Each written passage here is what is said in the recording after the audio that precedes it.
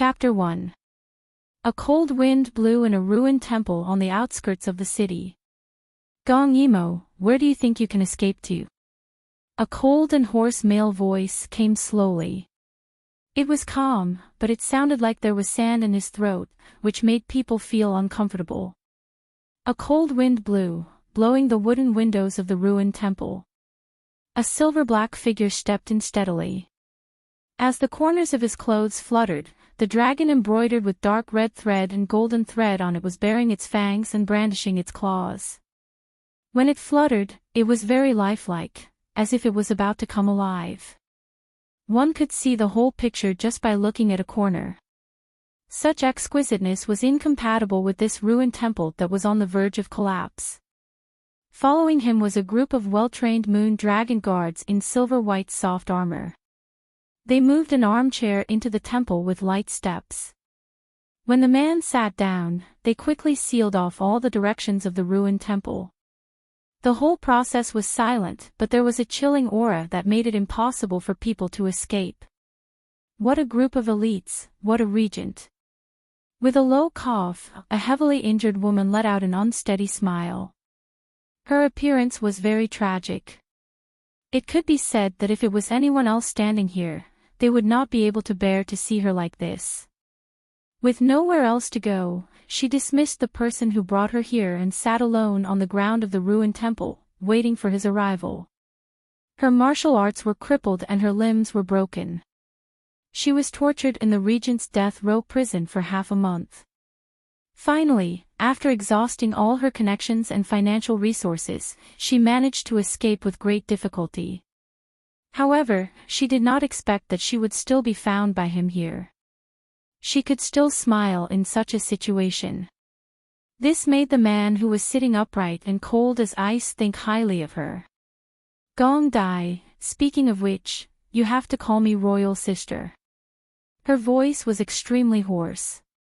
When she raised her head, a pair of cold star-like eyes were revealed through her messy hair, and there was a hint of mockery. Gong Dai smiled coldly, and a trace of mockery flashed across his extremely handsome face. He raised his head and looked down at her from above, revealing an inexplicable majesty and coldness. Royal sister. I only know that if she wants you to die, you must die. Unexpectedly, his words made Gong Yimo laugh until she was out of breath. She coughed and gasped for breath, and a trace of malice flashed in her eyes. So, if she wants another man, you will send her to that man's bed?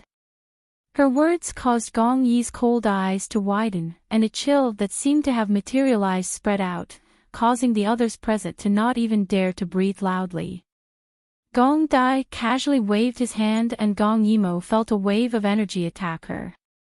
She was slapped to the side and spat out a mouthful of blood. There were dark bruises in the blood, making it a ghastly sight.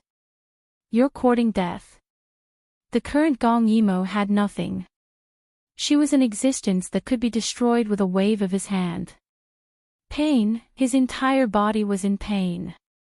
Gong Yimo knew that with her injuries, even if Gong Dai didn't come, she wouldn't be able to survive. However, he was really fucking unwilling to accept this. She wiped the blood from the corner of her mouth and said angrily, "What? Did I say something wrong? Sometimes, I really don't know if you really like her. I only know that I like Gong Che. Yes, I definitely won't allow him to have other women." At this point, without waiting for Gong Dai's cold murderous intent to explode, she became dispirited. It was as if the mention of that person had drained her of her vitality. She suddenly fell silent and laughed bitterly. Her laughter echoed in the rundown temple, making it sound especially desolate. After a moment, she muttered to herself. Perhaps this is why I ended up like this, but you're still fine. I've heard people say that the highest level of love is to fulfill one's wish. However, when she thought about the word fulfill, she felt even more disgusted. She was highly skilled in martial arts and possessed the dimension. She could have led a happy life, but for that man, she tried her best to change her name and marry him. In order to help him, she did many things that went against her conscience. She even moved many technologies that didn't belong to this era, causing countless tragedies. She helped him kill people, risked her life, and was willing to give up everything. However, she didn't expect him to kick her away after achieving his goal. He even said that all of this was because of her ambition, that she wanted to achieve hegemony. He said that she was vicious and evil, and that he had always loved another pure and kind woman. Ridiculous, ridiculous. Who did she become like this for? She didn't want to kill people. She used to be a pure and kind woman. She even remembered that Gong Che hugged that woman and said to her in a patronizing tone, "Lan has helped me a lot. She's gentle and kind, and is my most beloved woman. In the past, you schemed against Lan and even caused her to lose her child, but I didn't hold it against you. If you know what's good for you, please step down and I will grant you the position of imperial concubine." The emperor's grace was vast and mighty. Even after the empress stepped down, she could still hold the position of imperial concubine. Unfortunately, he misjudged her, Gong Yimo, and also misjudged a gentle unkind woman called Su Miaolan. When she heard that Gong Che even gave her the position of imperial concubine after she had framed and smeared his name, she already had murderous intent in her heart.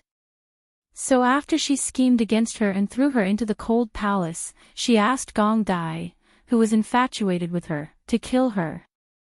Moreover, she didn't kill her directly, but wanted her to suffer all kinds of torture before dying. What a gentle and kind woman. Gong Yimo couldn't help but look at her own hands. Her fingers had been tortured and were broken. Half of her feet, which were wrapped in straw sandals, were exposed, and even her toes had been broken off.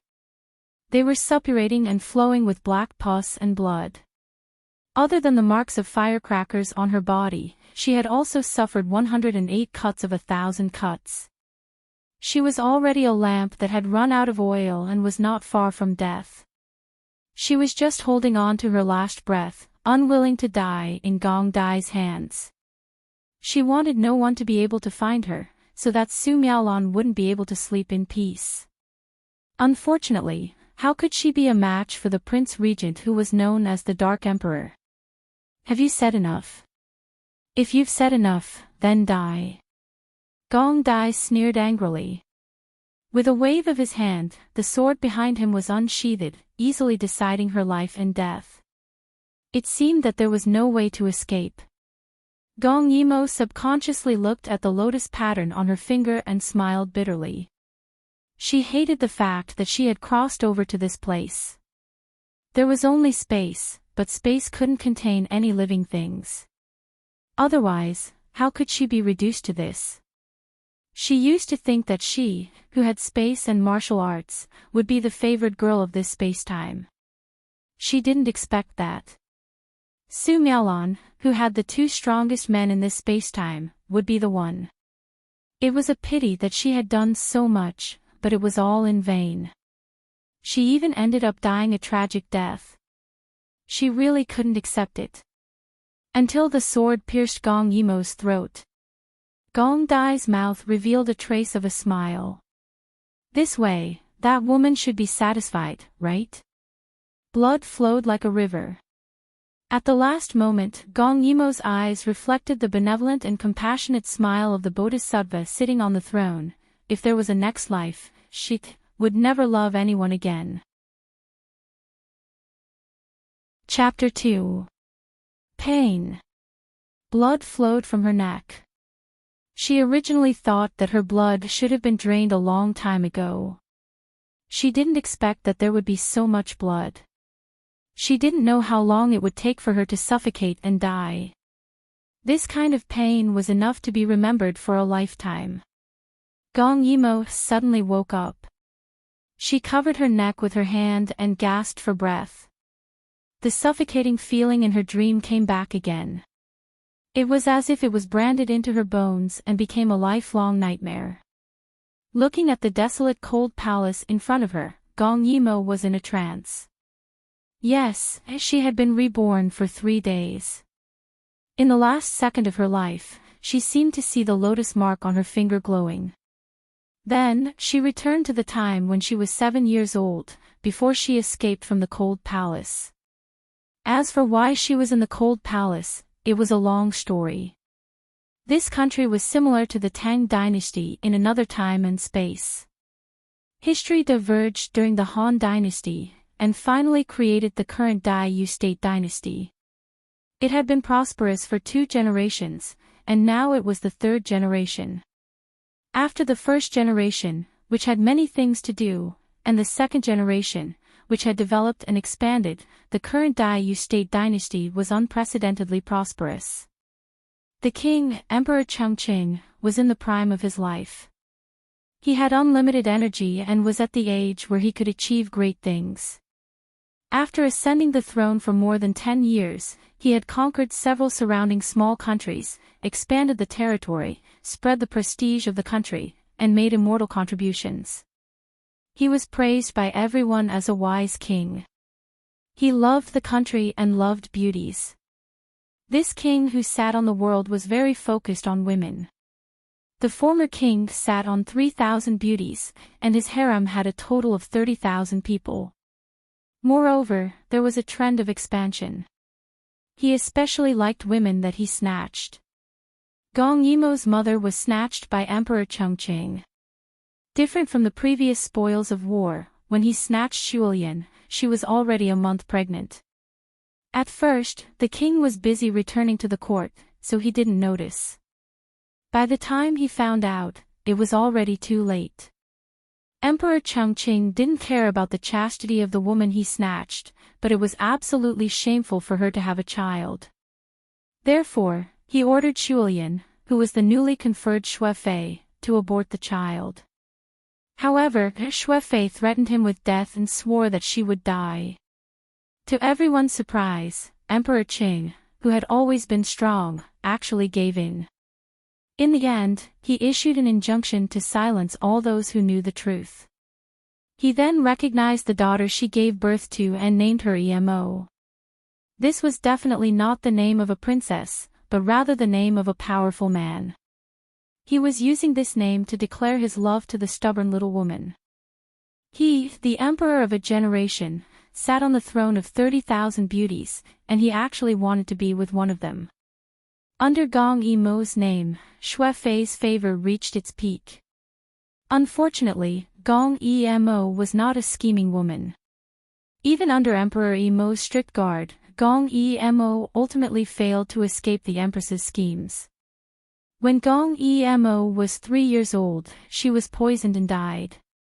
Before she died, she told her daughter the truth that she was not the emperor's biological daughter. After losing her beloved mother, little Gong Yimo became extremely unpopular overnight because of her special identity. Emperor Chongqing refused to see her, and the other concubines who were jealous of Xuefei were happy to hit her when she was down. The little princess had no favor and no family.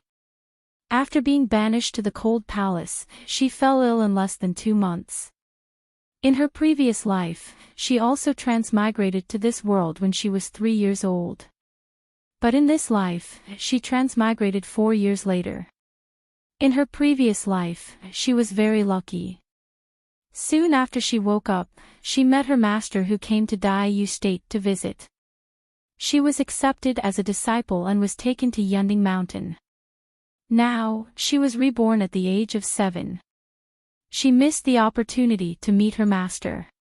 Moreover, in the inherited memory, the princess was sick in the cold palace for 4 years.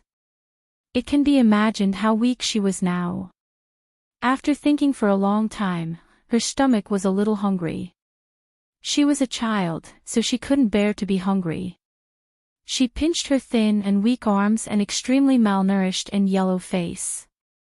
Well, not to mention the tight and healthy muscles, she was just skin and bones. Looking at the leftovers on the table, Gong Yimo sighed. She lifted the dark and hard quilt and jumped out of bed. She found a pair of shoes that didn't fit her feet and carefully walked out. The place she lived in was exquisitely carved and painted, but the cold palace was still a cold palace. Other than beautiful roof tiles and a pitiful few palace servants, there was nothing else. The cold palace was also divided by a palace alley. The cold palace on the right side of the alley was for the concubines and palace maids. On the left side of the alley lived the imperial children who made mistakes and weren't favored. But in her previous life, she didn't live in the cold palace for long before her master took her away. She didn't know who her neighbors were. After searching for a long time, she finally stole some food and water from the residence of the nanny in charge of the cold palace. Gong Yimo walked back with a steamed bun in her mouth while thinking about life. God still treated her well. In addition, before transmigrating, she had already lived 2 lives. Although she died young in both lives and died tragically, in this 3rd life, she had the advantage of time and place. It really couldn't be justified if she still couldn't die of old age. What should she do in the future? Revenge? In terms of hatred and unwillingness, she definitely had it. But it really wasn't worth it to sacrifice her 3rd life for those scumbags. If there was a chance in the future, she would take revenge, but she definitely wouldn't take revenge for the sake of revenge. Leave. In this life, she transmigrated late and didn't meet her master. Moreover, the palace was heavily guarded. She was small and weak, and without outside help, it was impossible for her to escape alone. Moreover, human trafficking was legal in ancient times. She didn't have the ability to protect herself now, so it wasn't a good thing to go out. Then, there was only, Gong Yimo looked at the center of the bustling palace in the distance and thought to herself, no matter what, the most important thing was to pick up martial arts. Just as she was thinking, she suddenly heard an angry scolding. Gong Yimo moved and hid in a corner. Listening carefully, it didn't seem like the person was scolding her. She struggled to climb up a tree and looked inside the palace wall. She raised her eyebrows slightly. She didn't expect that there were other siblings in the cold palace besides her. Well, this emperor could be reborn. Who was so unlucky to be here? Do you still think that you're that high and mighty prince? Pay! Let me tell you, in this place, I am the law. If I tell you to drink, you must drink. A sharp voice sounded. Gong Yimo saw an old eunuch wearing a low-level eunuch uniform grabbing a little boy's collar. Although he looked fierce, it wasn't hard to see the nervousness in his expression. The hand holding the bowl was tightly clenched, and a lot of medicine spilled out. A beautiful little boy wearing a brocade robe that was obviously too small was thrown to the ground by him. His large eyes were filled with stubbornness, but because of malnutrition, his thin face was very pale, so even if he glared at people, it didn't have any killing power. Castrated dog. The child's voice was hoarse and tender, but the words he said were infuriating. Chapter 3. You're scolding me. The old eunuch glared angrily. Wasn't the word castrated dog scolding him? He stared at the eunuch with resentment and suddenly sneered. Weren't you stubborn? He had to ruthlessly humiliate him. Humph. Calling me a castrated dog, how good are you? You're just a little beast that no one wants. Why? Are you still waiting for Xiao Dai, that girl, to come back? As soon as he finished speaking, the little boy's eyes lit up. However, he heard the eunuch say maliciously, "Stop dreaming. She's now climbing up another branch. She won't remember someone like you. Do you think she's sincere towards you? But you're still a prince. Following you can make a meteoric rise. Now that His Majesty hasn't thought of you for 2 years, you've lost your value. Why won't you let her go?" The old eunuch's words finally angered the vigilant and sensitive little boy. He glared fiercely at the eunuch.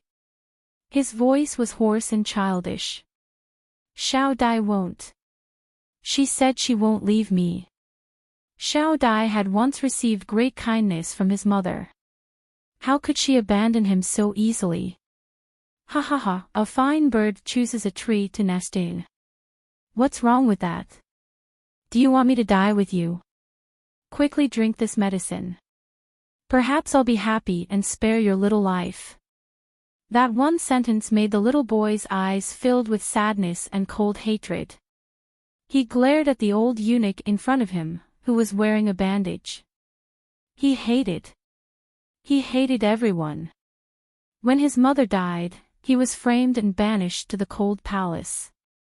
Overnight, the world was turned upside down and he suffered both cold and warm. In the harem, those who served him would either torture him in every possible way, or be taken away as scapegoats when he was seriously injured. Those who were good to him would also inexplicably die for various reasons. However, he didn't expect that Xiao Dai, who had received great kindness from his mother, would also leave him in just a month. For a time, no matter how tenacious his mind was, he couldn't help but feel resentment and fear towards this world, and he even had a feeling of being abandoned by his friends and family. Now, the little fellow was forcefully restraining himself, and only then was he able to prevent the uneasiness at the bottom of his heart from exploding out. But he never imagined that this wasn't enough, and those people even brazenly forced him to take poison. Gong Yimo, who was peeping at the side, originally broke out in a cold sweat for the child. However, when she saw who the little boy was, she didn't have the mood to help him. She only felt a burning rage. Damn it, it's him. Gong Dai. She could recognize him even if he turned into ashes, let alone just him. At this moment, his lips were tightly pursed. His eyes were filled with determination and anger. However, his hands revealed his fear and uneasiness. No matter how outstanding he was still only 6 years old. That was, no matter how outstanding he was only 6 years old. That weak body, he couldn't do anything. However, no matter how pitiful he was now, it couldn't hide how cruel he would be in the future. Those tortures were still vivid in his mind. It was a shadow she couldn't forget for the rest of her life. Gong Yimo's eyes flashed fiercely. She was thinking, should she kill this boy before he killed her? Seeing that little Gong Dai didn't obey, the old eunuch became anxious. This matter was supposed to be carried out secretly. It couldn't be delayed any longer. Thus, he suddenly stepped forward and grabbed Gong Dai's hands and feet. He didn't expect that this eunuch was also a martial artist. Although Gong Dai had some martial arts training, he was still young and malnourished. He was restrained by the eunuch in a few moves. Even so, most of the medicine had been spilled. The old eunuch was furious. His eyes flashed with ruthlessness. You actually refuse a toast only to be forced to drink a forfeit. As he said that, he punched and kicked little Gong Dai. He purposely chose places that hurt but couldn't see. After being beaten to this state, the 6-year-old Gong Dai gritted his teeth and didn't make a sound. After venting his anger, the old eunuch pinched his chin. He cursed and forced the small bowl of medicine down his throat. No! The child's black jade-like eyes were wide open. They were filled with unwillingness and fear. Although he didn't know what it was definitely not something good. But he couldn't struggle and could only swallow it down. He hated that he was too weak, too weak. Why? He had already lost everything. Why was it not enough for those people to harm his mother? Why did they want to harm him? Gong Yimo, who was hiding in the dark, couldn't help but move when she saw little Gong Dai being beaten. When she saw him being forced to drink medicine, she felt even more upset. Gong Dai, Gong Dai, I didn't expect that you would have such a miserable time. Before she died, she was tortured by this man. The more she screamed, the happier this man was. He was a living example of a psychopath. It must be because he was tortured in every possible way in his childhood that he became so psychopathic when he grew up, but now, he was just a child who had no power at all. Gong Yimo's heart was in a dilemma. On one hand, she felt that she should kill the person who killed her in the cradle. On the other hand, she felt that he was still a child. He was already in such a miserable state, so he shouldn't be blamed for things he hadn't done. Seeing that the medicine had been forced down, the old eunuch sighed in relief. Looking at the child who was clutching his neck and curling up on the ground, looking as pitiful as a dog, he felt a sense of pleasure in his heart. So what if he was a prince or a descendant of the imperial family? Wasn't he still being squashed by this rootless child? Humph, who asked you to not be tactful? Why did you have to suffer? Don't worry, that medicine won't kill you. It will only turn you into a mute and a cripple for the rest of your life. You actually dared to say that concubine Xian framed you. You deserve to be forced to drink medicine. After saying that, he kicked the child twice and spat on the ground before quickly running away. His words made little Ju's body tremble, and his pair of dark eyes filled with resentment. He had only told Xiao Dai that concubine Xian framed him. He didn't expect that the other party had relied on his words to climb up the social ladder. This human heart, this harem. Indeed, only the most ruthless people can survive. Seeing that he had gone far away, Gong Yimo jumped out. She recalled that it was rumored that the bloodthirsty Yama king, the regent who had a large military force, was banished to the cold palace when he was 4 years old. He was even poisoned and became mute. His life was very miserable. Later, when he gained power, he met a divine doctor and his throat was cured. However, Gong Yimo knew that although his throat was cured, whenever he spoke, it was as painful as being cut by a knife. His voice was also very unpleasant to the ear. Later, when Su Miaolon found out about this matter, she often stewed loquat soup for him. To save or not to save him? She was unwilling to save him, but if she didn't save him, she couldn't bear to. According to the development, Gong Dai would be tortured in the cold palace for a few more years. He would only be released at the age of 13. Even if she didn't save him, he wouldn't die. But when she saw the child in front of her clutching his neck, his thin and frail body curled up into a small ball, and the pain in his throat caused him to whimper like a weak kitten, Gong Yimo couldn't bear to see him like this. She walked out from the shadows.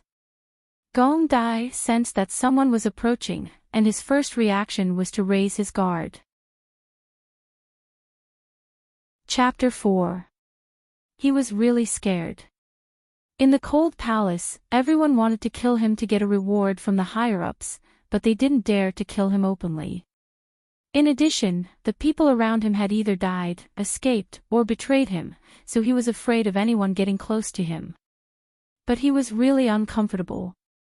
All the bones in his body felt like they were cracked, and his throat felt like it was on fire. He didn't want to become a mute. "Come on, let go of me." The childish voice was very rude, and the attitude was really not good. But when he heard that it was a girl's voice, little Gong Dai narrowed his eyes and quickly glanced at her. His heart suddenly relaxed. She must be the royal sister who was banished to the cold palace back then. She was also a target of persecution because she had no use value and didn't belong to any power. She had no reason to harm me. In the 2 years since he was banished to the cold palace, he had never seen this royal sister. It was rumored that she was sick in bed all year round. He thought that she was already dead, but he didn't expect her to still be alive.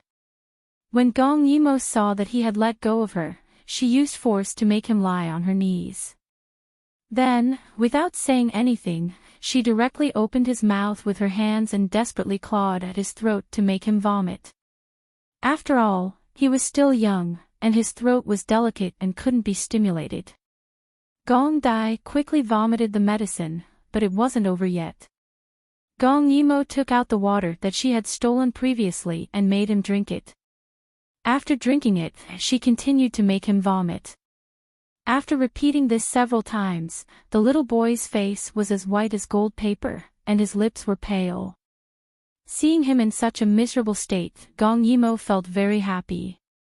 But when Gong Dai opened his watery eyes and looked at her, there was a trace of vigilance and gratitude in his eyes. He looked at her like a little deer, and it made her feel a little sympathetic. When she was trying to make him vomit earlier, the bones in his body hurt.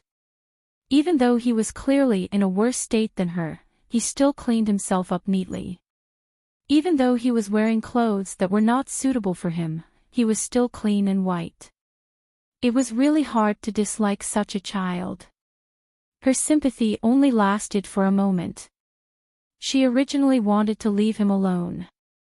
After all, she had done what she could. If he became mute, then it would be fate. However, when she thought of the loquat soup that Su Miaolan would stew every day, she closed her eyes and painfully took out disinfectant tablets and throat-soothing syrup from her space. After thinking for a while, she gritted her teeth and left behind some water and food that she had spent a long time searching for. Every item in the space was used up a little. This was really too convenient for this scourge. Little Gong Dai had been beaten up, drugged, and tortured for a long time. Coupled with the severe pain in his throat, he couldn't speak at all. He could only sit on the ground and watch as the thin royal sister magically took out a lot of things from her sleeves and placed them in front of him. Then, she made him eat the strange white pills and black syrup. He didn't understand. He clearly hated people getting close to him and definitely wouldn't eat things of unknown origin. However, when she impolitely handed him the pills and made him eat them, the impatient look in her eyes made him strangely feel a trace of joy. He actually didn't hesitate to take them and eat them. The strange thing was that when the sweet syrup entered his throat, the burning sensation in his throat instantly faded away. He tried it and could vaguely make a few broken sounds. "Okay, don't talk first." The little girl's expression was very conflicted. She looked left and right and refused to look at him. She only saw her stuffing the entire bottle of syrup into his hand and speaking quickly. "If your throat feels uncomfortable, drink it. You're not allowed to tell anyone about me. I'll leave the food here. That's it, I'll never see you again." The last few words were said especially angrily. "Oh." Little Gong Dai anxiously made a sound. Gong Yimo turned around and frowned impatiently. "Is there anything else?" Gong Dai widened his large black jade-like eyes. His pale little face was so anxious that it was sweating. He pointed at Gong Yimo and then at himself, saying with difficulty, "Name. Name, your name." When Gong Yimo was banished to the cold palace, Gong Dai was only 2 years old. He didn't even know the name of this royal sister. Now, he was very anxious. He wanted to know the name of the person who saved him. Ming. Gong Yimo's thin and yellow little face scrunched up. Was this fellow asking her if she would come tomorrow? She immediately frowned. She originally wanted to mock him for being insatiable. However, when she saw him carefully tugging at her sleeve and sitting on the ground with a body full of injuries, looking at her with a pair of large eyes, looking like he wanted to come closer but was afraid, she really couldn't bear to be ruthless. Gong Yimo wanted to pry his hand away, but she raised it and put it down again. In the end, she wanted to slap herself. "I'll come tomorrow." After saying that, she quickly pulled up her sleeve, turned around, and ran away. Little Gong Dai felt a piercing pain in his body the moment he moved. He couldn't shout and could only watch as this thin and weak royal sister ran away as if she was being chased by a ghost. She had no choice. Whenever she thought about how the first thing she did after her rebirth was to save the evil person who had tortured her to death in her previous life, she felt so angry that she wanted to strangle herself to death. After a long search, she finally found her room. She angrily threw herself onto the bed. "Forget it. If she couldn't figure out a problem, she would just sleep it off. In the middle of the night, she was awakened by the sound of thunder and lightning. Gong Yimo squinted her eyes and touched her cold shoulders. She gradually woke up. This blanket was too thin and had been used for too long. It didn't have any warmth. Unfortunately, she had everything in her space except for a cotton blanket. The rain poured down and the early spring was cold. The entire palace was bleak and cold. It really was the cold palace. She couldn't help but sympathize with her body. She was thrown here at the age of 3, in a place where the emperor didn't care and the palace servants didn't care. If she was really a child, how could she survive? No wonder she was sick for 4 years. However, she was considered good. As a princess who was banished to the cold palace, she didn't have any relatives and wouldn't harm anyone's interests. The palace also didn't care about her life or death. However, it was different for a prince. Gong Dai's maternal family was Jinshi of Gojoseon, far away in the northwest. They had almost no contact with the capital. Jinshi of Gojoseon's daughter, Li Qinghua, was Gong Dai's mother. Li Qinghua was beautiful, gentle, and virtuous. Although she was far inferior to Empress Shui at that time, she was still quite favored. It was said that she was once on good terms with Empress Shui. However, no one expected her to be as short-lived as Empress Shui. She died just like Empress Shui, leaving behind a child who hadn't grown up. Therefore, for some of the concubines who had princes, it wasn't enough for Gong Dai to be banished to the cold palace. It was also not enough for him to be crippled. It would be best if he died in the cold palace without anyone knowing. Then, even if Jinshi of Gojoseon came back, he wouldn't be able to find the murderer. Could he blame the emperor? She didn't know how Gong Dai survived in the cold palace in her previous life and left at the age of 13. His mental fortitude was really terrifying. No wonder he became so abnormal later on. Chapter 5. A flash of lightning lit up half of the palace. The thunder that followed gave Gong Yimo a fright. She looked out of the window and couldn't help but think. That child was severely beaten, and she didn't know if he could walk. What if he fainted after she left? Wouldn't that mean that he was drenched in the rain for half the night? As for the palace servants in the cold palace, she didn't think about them at all. She had been reborn for 3 days, and the palace servants who delivered food only came 3 times. No wonder she was so thin. Gong Yimo tossed and turned. The more she thought about it, the more she couldn't sleep. On one hand, she thought that the scourge wouldn't die, and he could still get out alive. On the other hand, she thought about what would happen if a child really got drenched in the rain, had a fever, and his injured throat got inflamed. Wouldn't her efforts be in vain? No matter what, she couldn't leave any chance for Su Miaolon to improve her favorability. Hence, Gong Yimo flipped over like a carp and went out in the rain. The cold palace at night was quite scary under the heavy rain, thunder, and lightning. Gong Yimo wiped the rain off her face and looked at the place where Gong Dai lived. She didn't expect to come here twice in a day. Her mood was very complicated. Why didn't she have an umbrella in her space? She went forward gloomily and pushed the door open. She glanced at the courtyard and saw that there was no one, so she walked into the house. Unexpectedly, she tripped as soon as she entered the house. There was a little person lying on the ground. Who else could it be other than Gong Dai? Gong Emo was taken aback and quickly reached out to touch him. The child's body was wet, but his body temperature was very hot. It seemed that he had been hit quite hard today. He must have fainted or couldn't move. He must have woken up in the rain and climbed into the house by himself. Gong Yimo couldn't bear to think of a little child being beaten, drugged, drenched in the rain, and finally crawling into the house by himself. She touched his forehead again, and sure enough, he had a fever. With no time to think, Gong Yimo finally managed to drag Gong Dai onto the bed after using all her strength. She had no choice. She had only been reborn for a few days, and her body was already as thin as a feather. What strength could she possibly have? There was no light in the room, and cold steam filled the air. Gong Yimo shivered and touched her arm. Fortunately, there was a flashlight in the space, or she would have been blinded.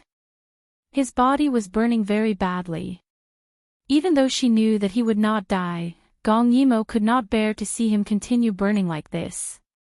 She pinched Gong Dai's burning face and sighed deeply. "You're really lucky." In a daze, Gong Dai felt a very bright light. It was clearly night, but it illuminated the area under the bed as if it was daytime. Then, he felt that there was someone beside him. His body tensed up uncontrollably. He had a splitting headache, but his hand slowly reached under the pillow. He wanted to reach for the stone that he had sharpened. At this moment, he heard the other party's rather muffled voice. "You're so annoying. Why don't I have what I need, but you have what you need?" When he heard that it was his royal sister's voice, his body relaxed. He did not understand why he would so easily believe a person he had only met once. Soon, he felt a bitter medicinal liquid being poured into his mouth. He didn't want to swallow it at first, but when he thought about how difficult it must have been to get this medicine from the cold palace, he forced himself to swallow it.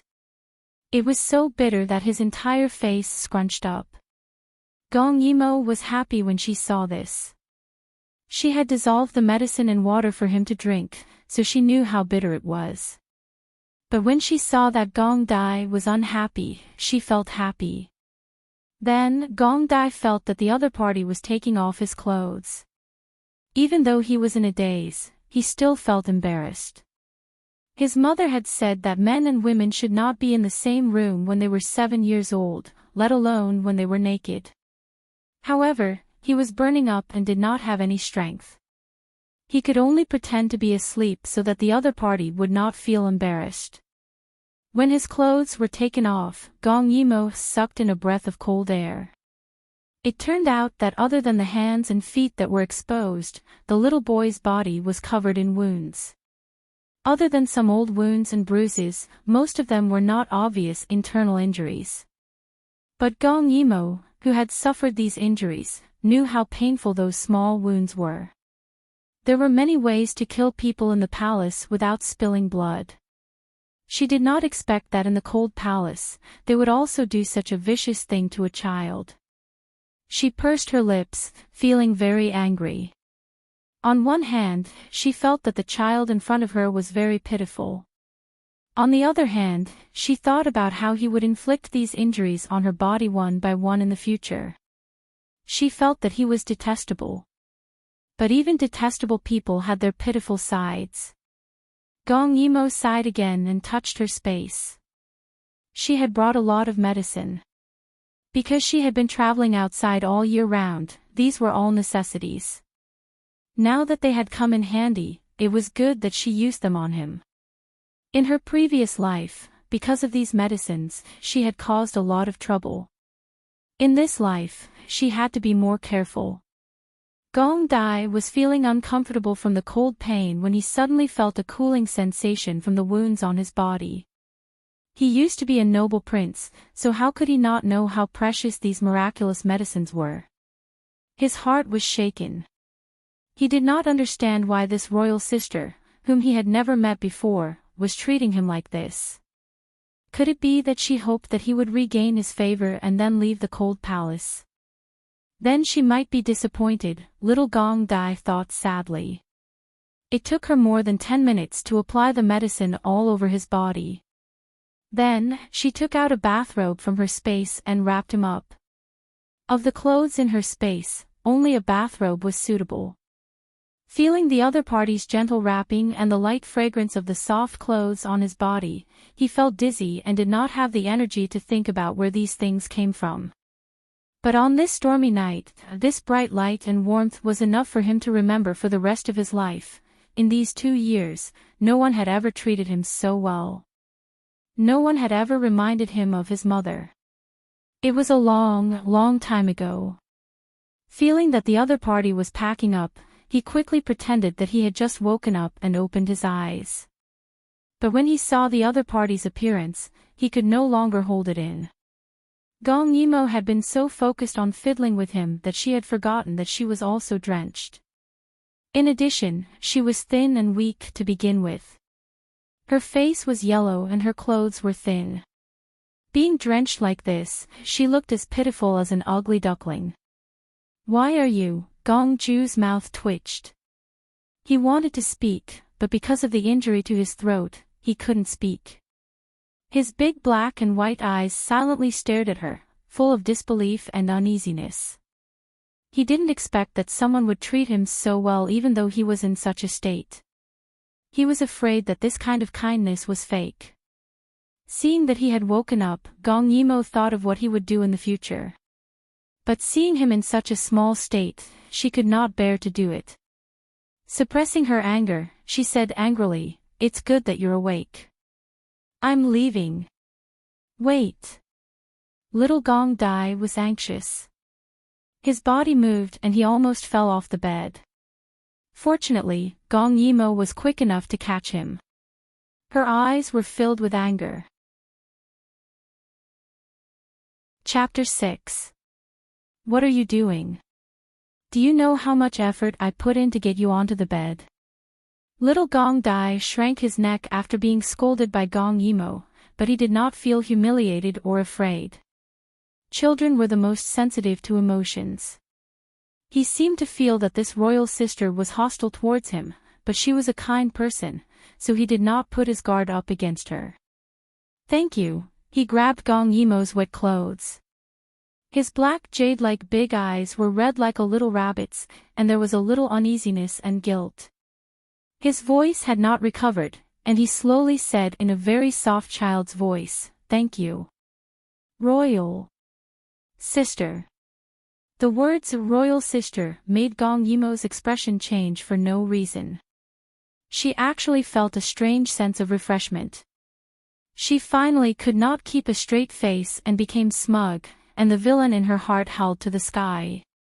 Who would have thought that the regent, who killed his father and brother in the future, who washed the harem with blood, who killed people like scything flax, would now pitifully call her royal sister? Who would have thought? Seeing that her expression had eased, Gong Dai clearly felt where the other party's joy came from. Although it was strange, he hurriedly called her royal sister again, as anxious as a little deer, pitiful and cute. Gong Yimo was very happy to hear him call her royal sister. Looking at the little boy in front of her, she did not feel that he was an eyesore anymore. He was quite well behaved when he was young. "You're smart." Gong Yimo smiled coldly and prepared to leave. Suddenly, the sound of a stomach growling sounded.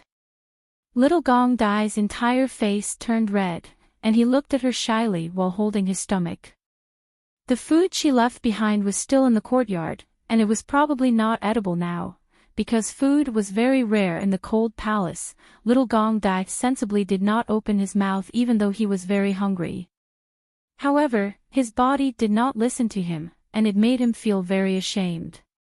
Gong Yimo naturally heard it as well. Her expression softened slightly. Although she was still expressionless, she took out a steamed bun from her sleeve again.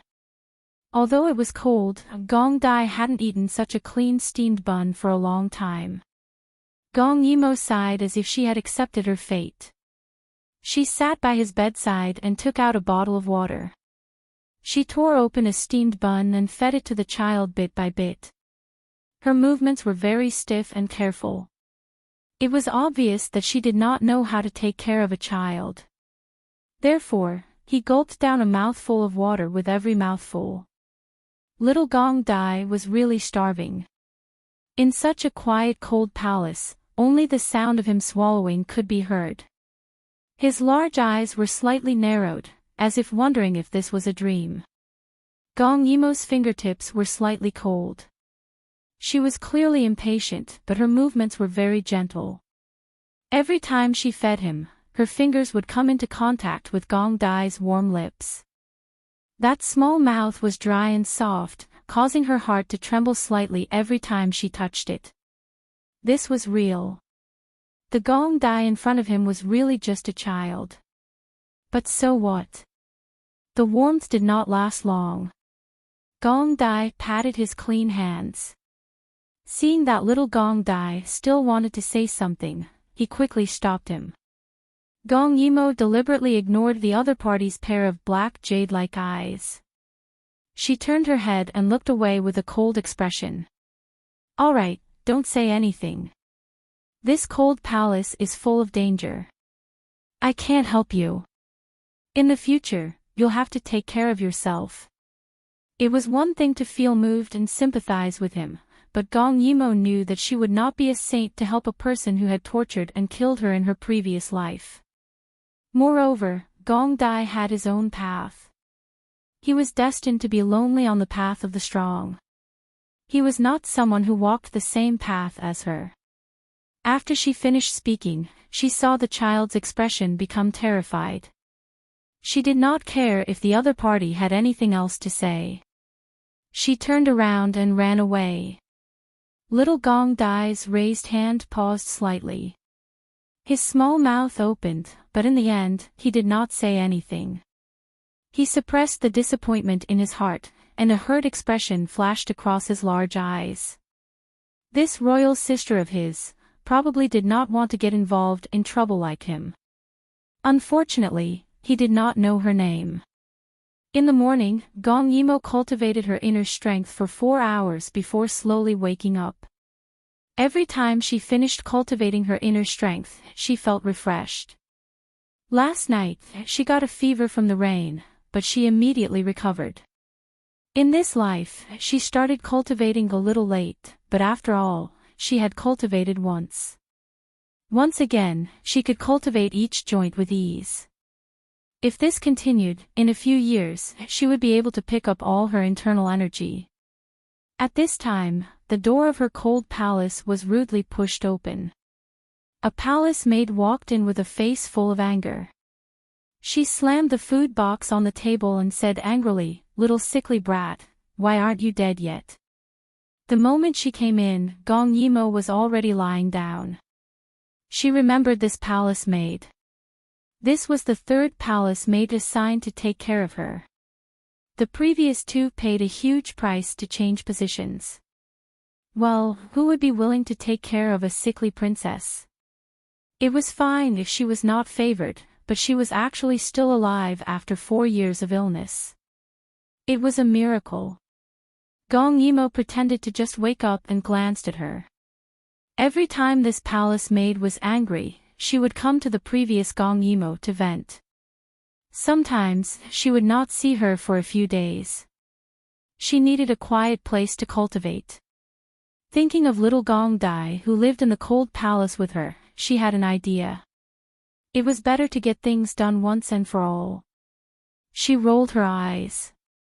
She took out a handkerchief from somewhere and coughed violently. The palace maid was afraid of her illness and distanced herself from her in disgust. However, she heard Gong Yimo's weak voice. "Ah, blood." The handkerchief she held up was stained with blood. This gave the palace maid a fright. Without waiting for her to say anything, Gong Yimo pitifully said intermittently, "It can't be tuberculosis, right? That was contagious." Immediately, the palace maid was so frightened that she hurriedly ran out. When she was far away, Gong Yimo relaxed and smiled. This way, it wouldn't be long before the cold palace she lived in would be quarantined. No one would come to seriously confirm whether or not an unfavored princess like her really had tuberculosis. Thus, leaving her to fend for herself was the best way to deal with it. In the future, other than delivering meals, there would not be any blind people who would come to find trouble with her. She could cultivate in peace. Otherwise, if someone discovered her abnormality, it would be really troublesome. Just as she thought, a few palace maids came in a hurry. When they saw her sickly appearance and the blood-stained handkerchief in her hand, they did not dare to come close. They quickly quarantined the place and set up several layers of locks. Only a small window was left open for the delivery of meals. They really left her to fend for herself. For a 7-year-old child, this was really cruel. Gong Yimo smiled. This was exactly what she wanted. When everyone left, she finally relaxed and jumped off the bed. After taking a deep breath in the courtyard, she stretched her arms and legs. The sunlight after the rain sprinkled down like gold, illuminating the small beads of sweat on her thin and weak little face. The set of external skills that she practiced was a set of internal skills. The external skills were somewhat similar to the Tai Chi that she knew before she transmigrated. The internal skills were also particular about being long and continuous, with a good foundation. Chapter 7. This was not a technique suitable for women to practice, but at that time, she had taken a liking to it at first glance. It was because of her master's smooth and natural rhythm when he practiced it. It also had a peaceful name, Wind and Nature. In her previous life, she practiced this technique, but no matter how hard she tried, she could not understand the profound meaning behind it. At that time, she was too impetuous. She only felt that with space in her hands, the world was vast, and she could go anywhere. But in the end, she ended up with a life of poverty and a tragic death in her prime. This was not the life she wanted at the beginning. She wanted to sing in the mountains, stop the boat to fish, do justice, and live a carefree life. In this life, she must practice martial arts hard and be a person who does as she pleases. In the future, she would beat up Gong Dai until his teeth fell out. Days passed. Gong Yimo raced against time to practice martial arts during the day, and went to look for food at night. However, every time, she would subconsciously go around the place where little Gong Dai was. She had done everything she could in the past. It was already benevolent of her not to take revenge. She would not interfere anymore. In the blink of an eye, 2 months had passed. Recently, because she had been eating well and had made some progress in her internal energy, Gong Yimo's face finally had some flesh. It faded away from the yellow of her illness, revealing the white color that belonged to her age. She did not know if she had inherited it from Shuefei, but her skin was very good. It was white and clear, like ice and jade bones. It was unforgettable. This was something that did not happen in her previous life. It turned out that the technique she practiced was obtained by a master who had broken through the rhythm of nature. If one could understand its profound meaning, every step up would have the effect of changing the meridians and cleansing the marrow. In her previous life, she was impetuous all her life and could not break through. She did not expect that in this life, she would gain something at such a young age. It could be considered a blessing in disguise. Gong Yimo patted her delicate face and thought to herself, "I'm so happy." The food delivered to her by Ling Chuan was becoming more and more perfunctory. They probably thought that she was dead, and no one dared to come in to see her, so they just let it be. However, she did not expect that in these 2 days, someone would send food to the small window again. A few days ago, after she finished practicing, she peeled it open and found that it was still a white and tender bun. It was really unbelievable. Had the people of the cold palace suddenly become kind? That day, the person who delivered the food didn't come for a long time. Just when Gong Yimo thought that he wouldn't come and was about to find food herself, the small window suddenly opened. Gong Yimo was a little surprised. Who was so kind to deliver food 3 days in a row? She saw a thin and weak hand holding an oiled paper bag, carefully placing it on the window. He seemed to be reluctant to part with it, but he still put it down and left. Before he left, he gently closed the window. Gong Yimo was surprised. She ran over and opened it. She was shocked. She didn't expect it to be an intact drumstick. It was still warm, so it could be seen that it wasn't placed in a lunchbox, but in someone's arms. For a moment, Gong Yimo was quite moved. Seeing that he was a young child, perhaps he was a new eunuch in the palace. She wanted to see who he was, just for his kindness, so that she could repay him in the future. Thinking of this, she climbed over the wall and went out. Now, it was easy for her to climb over the wall. It was completely different from 2 months ago. As soon as she went out, she saw a small figure limping away. She quickly chased after him, but she didn't expect that he lived in the courtyard next to her, the Hanshan courtyard that had been deserted for many years.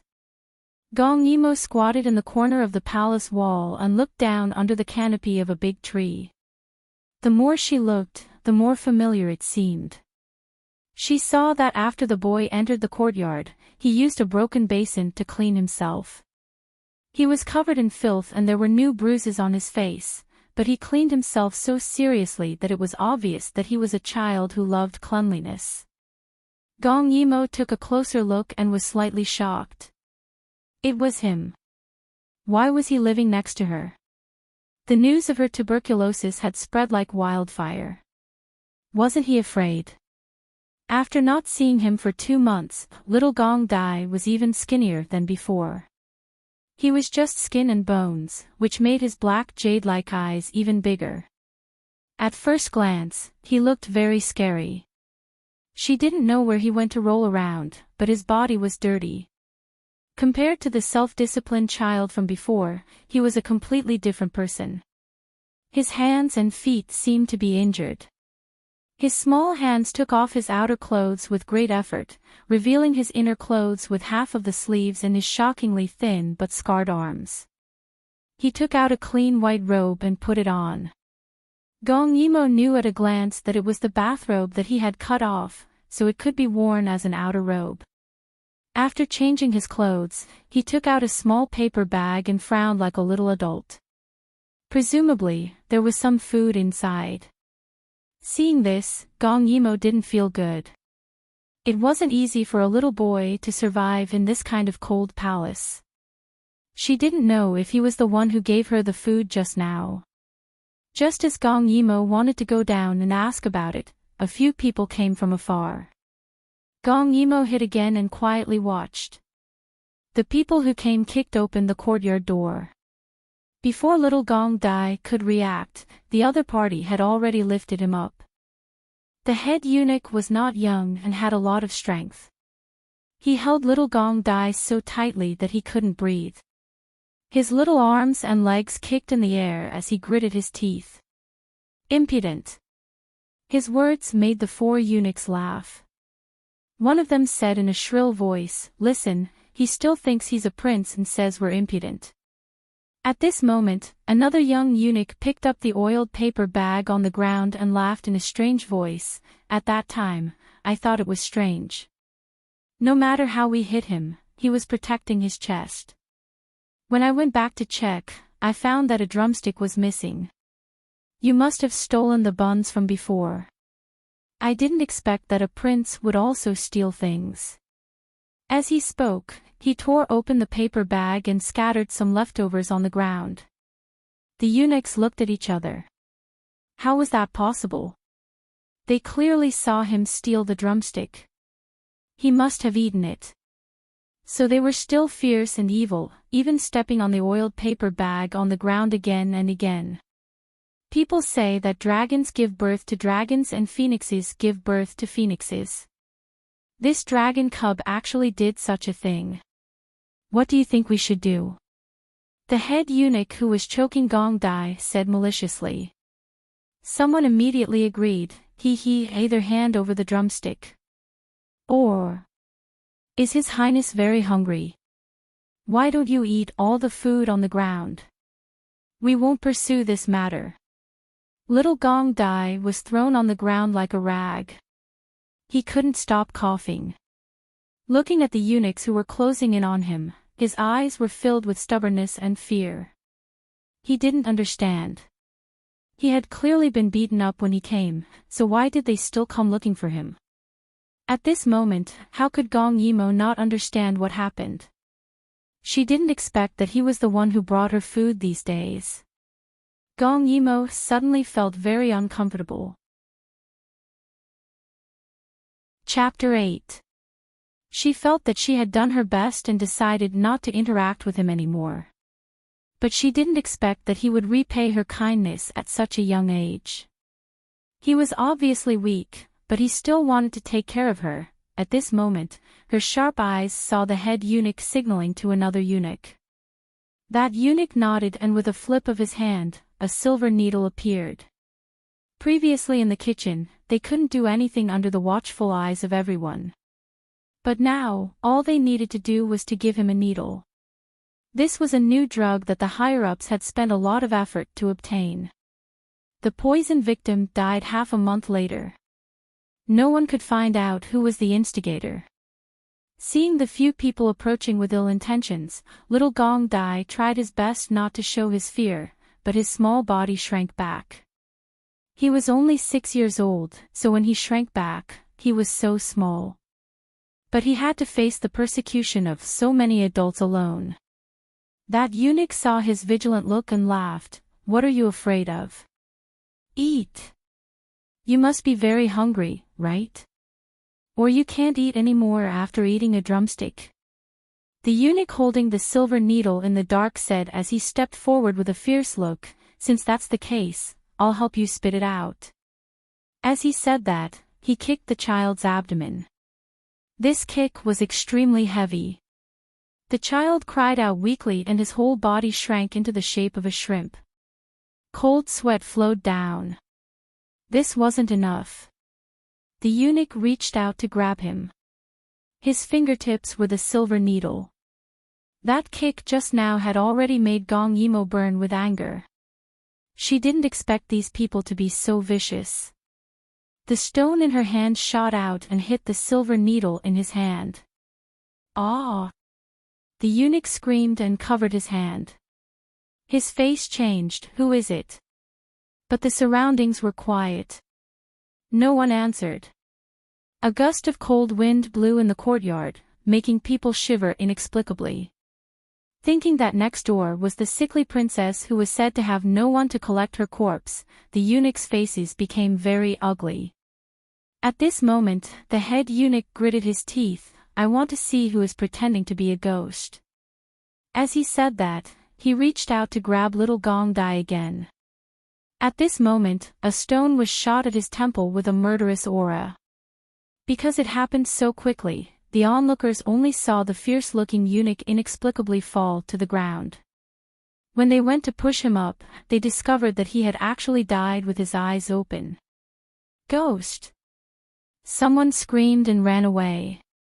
The remaining two people were also afraid, but they were even more afraid that they would not be able to explain themselves. They dragged the head eunuch's corpse and hurriedly left, leaving behind a child who was coughing. The dilapidated Honshan courtyard immediately quieted down. Little Gong Dai was also very scared. He struggled to sit up. His face was covered in cold sweat due to the pain, but he had no time to wipe it off. His large eyes looked around vigilantly, and one of his hands gripped the sharp stone in his sleeve tightly.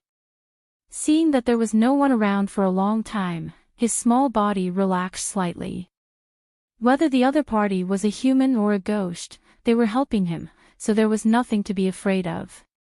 He touched his empty stomach and looked at the food on the ground. His eyes were full of struggle. He had not eaten for 2 days. Previously, he was seriously injured. The next day, he heard the palace servants say in a panic that someone had contracted tuberculosis. He listened carefully and found out that it was the royal sister. He was very surprised. At the same time, he felt very sad and guilty. His royal sister's body looked very weak. Was it because she came to see him and got drenched in the rain, which caused her illness to worsen? However, because the cold autumn courtyard where she lived had been locked, he did not know the truth. Because of his serious injuries, he was not able to visit her for 2 months. During this period of time, his life was very miserable. Because he couldn't move, those palace servants were even more unscrupulous. The amount of food they sent to him every day was pitifully small, which delayed his recovery for a full 2 months. Once he recovered, he went to find the head eunuch and requested to move to Hanchang Courtyard, which was next to Lingqiu Courtyard. Although he was young, he knew that the eunuch would definitely agree. They wanted him to die. Now that he asked to move to the side of a tuberculosis patient, they had no reason to stop him. Sure enough, under the old eunuch's malicious sneer, little Gong Dai lived alone in the Hanchang Courtyard, which had not been lived in for more than 10 years. After he moved there, the palace servants did not send him food anymore. Everyone thought that Gong Yimo was dead, but the little boy thought that she was just sick and would recover. In order to target him, the palace servants refused to send him food because they were afraid. Little Gong Dai was anxious and had no choice but to steal food. In his opinion, when a person was sick, they should eat something good. When he was sick, his mother did this. Therefore, he took risks again and again. He was small and weak, so he did not dare to take too much. Today, when he saw the plate of chicken drumsticks, he swallowed hard. However, he was afraid that he would be discovered if he took too much, so he only took one. He did not expect that he would still be caught and beaten up. Fortunately, he had been protecting his chest, so the drumstick was fine. When he put down the oiled paper bag, he touched it again. It was still warm. It's just. Little Ju touched his belly. He was also very hungry. It was okay, he was an adult. He was not like royal sister who was sick. It was okay for him to miss 1 or 2 meals. He raised his little hand and the piercing pain in his body made his little face contort. Looking at the ruined food on the ground, a trace of pity flashed in his eyes. However, his heart was filled with resentment. When he grew up, he would definitely teach those who bullied him a lesson. Gong Yimo had been watching from the side. She did not know if she should go out, but when she saw the little boy clenching his teeth and reaching out to pick up the oiled paper bag on the ground, she could not bear to watch and walked out. The little boy was caught in the act and was stunned. He quickly retracted his hand and his face turned red. His heart was filled with fear, hatred, and sorrow. He was a prince. He actually wanted to eat the food that had been stepped on by someone on the ground. When he saw who it was, he was pleasantly surprised. After not seeing her for 2 months, his royal sister's complexion had improved a lot. It seemed that she had recovered. Immediately, his face turned pale and a hurt expression flashed across his big eyes. If she had recovered, why didn't she come to see him all this time? As expected, she was afraid of being implicated by him. Gong Yimo knew at a glance that he was up to no good. She walked over and sat beside him. She rolled her eyes and slapped the back of his head. Seeing little Gong Dai covering his head with an aggrieved expression and complaining with a pair of big black eyes, Gong Yimo nodded in satisfaction. A child should act like a child. How could she endure the fact that his brain worked so quickly? At least you have a conscience. Previously, I was sick, but I was starving. If you had not sent me food these 2 days, would not have recovered so quickly. She softened her tone and spoke with a pleasant expression for the first time. Her words affirmed little Gong Dai's actions during this period of time. He was still young after all. His eyes lit up when he heard this. Was it really because of him that royal sister recovered so quickly? Gong Yimo nodded affirmatively. She took out the oiled paper bag with the chicken drumstick and giggled. You gave this to me too, right? I haven't eaten meat in a long time. Let's eat together. Chapter 9. Little Gong Dai's large eyes stared straight at the paper bag that was giving off a meaty aroma. His little mouth was still trying to be brave. I have already eaten. Ah, royal sister. Why would he pick up the food on the floor after eating? Did he think she was stupid? Gong Yimo decisively gave him a knock on the head. Seeing him hug his head and call her royal sister again, she felt very pleased. Children should be more honest. Did they hit you? Does it hurt? Little Gong Dai wanted to say that it didn't hurt, but when he saw the little girl staring at him sternly, he swallowed the words that were about to come out of his mouth and said sullenly, "It hurts." How could it not hurt? It was just that he had been hit too many times and had become very good at enduring it. Gong Yimo's eyes flashed with a trace of pity. He was so young now, but he was tolerant and sensible. A child like this was really hard to hate. As she thought about it, she opened the oil paper bag quickly. When the oil paper was peeled off, the aroma became even clearer. Little Gong Dai couldn't help but sniff a few times. He was so thin that there was nothing cute about him at all, let alone his future glory. When those terrifyingly large eyes looked over, it was even a little scary.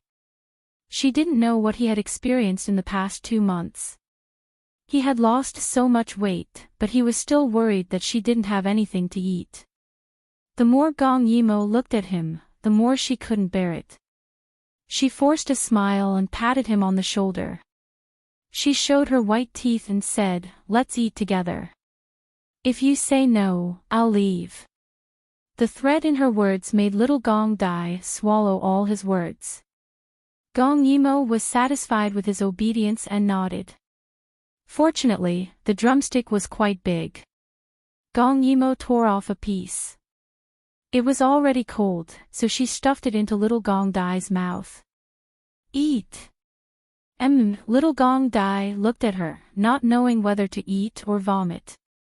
Royal Sister's body had just recovered, and it was time for her to eat meat. Just as he was thinking, Gong Yimo tore off another piece and stuffed it into his mouth, interrupting his thoughts. "Don't think too much when you're eating." Little Gong Dai nodded subconsciously. Seeing that half of the drumstick was gone, he mumbled, "You, eat too." Gong Yimo grinned. "All right. I'll eat too." As she spoke, she tore off a small piece and put it in her mouth. This drumstick had too much salt and oil. It looked beautiful, but it was very greasy. If it was a normal day, she wouldn't even look at it. However, when she saw little Gong Dai squinting his eyes and puffing his cheeks in satisfaction, her heart ached. She fiercely bit the remaining meat into her mouth and said viciously, "Let's go. I'll take you to a restaurant." It was a dark and windy night. Gong Yimo and Gong Dai's 2 small figures were lying on the roof, watching a row of palace maids carrying food boxes into a brightly lit room. The 2 little ones swallowed their saliva. It was said that a concubine Zhou lived here. She was a little old and wasn't favored now, but it was a time of peace and prosperity. The treatment in the harem was quite good. Just the food, a concubine's share of meat was 6 catties per day. How could a woman like her, who had to maintain her figure, eat that? At this time, the food boxes were placed one by one on the bronze and gilded square table, exuding a tempting fragrance. The mistress was looking at herself in the mirror, holding her face. She was fine at first, but suddenly dropped the bronze mirror. Seeing concubine Zhou angry, the people in the room knelt down. This mistress's temper wasn't good, so they didn't dare to touch her reverse scale. "You're all a bunch of trash. I said that I wanted the rouge from Fragrant Pavilion, but what did you buy? Seeing that I'm not favored, you're all so perfunctory." A woman about 20 years old opened her scarlet lips in anger. But as she scolded, she finally threw herself on the dressing table and cried. After entering the palace for 5 years, she was already an old person that no one cared about. Not to mention the favored concubine Long and concubine Lu, even concubine Li, who entered the palace last year, had a higher status than her. With 30,000 people in the harem, the emperor's favor was not enough. Gong Yimo, who was lying on the roof, sighed. She thought that concubine Zhou was already very beautiful, but she didn't expect that she was also a living widow. She didn't know what kind of fairy could obtain the favor of Emperor Yuxing. She whispered to Gong Dai, "Do you see, Emperor Yuxing has harmed so many women, your and my concubine mother is one of them. You've grown up, you can't be like this." She knew that the future regent Gong Dai's harem couldn't be underestimated. Although he was infatuated with Su Miaolan, the women in the harem were all heavenly beauties and didn't waste time. Gong Yi looked at the little boy in front of her. At this time, he was lying on the roof, not daring to move because of the pain in his body. He was obviously very well behaved and pitiful. Gong Yimo said seriously. Hearing Gong Yimo say this, the 6-year-old little Gong Dai blushed and muttered, "I won't be like this in the future." When his concubine mother was favored, he only served her for 2 or 3 days a month. He didn't want to have so many women like his imperial father. Thinking of his imperial father, little Gong Dai's eyes dimmed for a moment. Not only did his imperial father have many women, but his imperial father also had more than 20 princes. He probably didn't remember him anymore. Now, the people by his side all stayed far away from him and only thought of him as a scourge. Little Gong Dai secretly glanced at the unfathomable royal sister beside him and felt slightly disappointed. Now, his only hope was that the royal sister could stay and not let him be alone. Gong Yimo was still not satisfied with little Gong Dai's answer and said seriously, "A good man will only marry one woman in his life. Don't talk about concubines, he should have a pair for his whole life." Little Gong Dai widened his eyes in confusion. Idle farmers and merchants can also marry wives and take concubines. Why only marry one woman? Gong Yimo rolled her eyes. "Look at her." Little Gong Dai obediently looked down. That concubine Zhou had thrown a tantrum and was crying. Her cries were gentle, but no one could stop her. In this kind of silent palace, it was quite desolate. Think about your imperial mother again. Little Gong Dai couldn't help but think of his imperial mother's long sighs when she was reading at night. In the evening, she would always faintly look outside the hall, but she would often be disappointed when she couldn't see the figure of the eunuch. Seeing him think seriously, his large black eyes became a bit more sorrowful. Gong Yimo sighed and stroked his head as she slowly spoke. "For a moment of pleasure, how many women like your imperial mother will appear by your side in the future? If they're not happy, you won't be happy with them." Seeing the little boy deep in thought, Gong Yimo gave him another strong dose of medicine with an evil smile. "Think about it, if imperial father only had your imperial mother, how happy would your imperial mother be, and you wouldn't have fallen to this state." Her soft words made little Gong Dai's eyes fill with coldness. He clenched his little fists and firmly said in a childish voice, "All right, I will only marry one person in the future.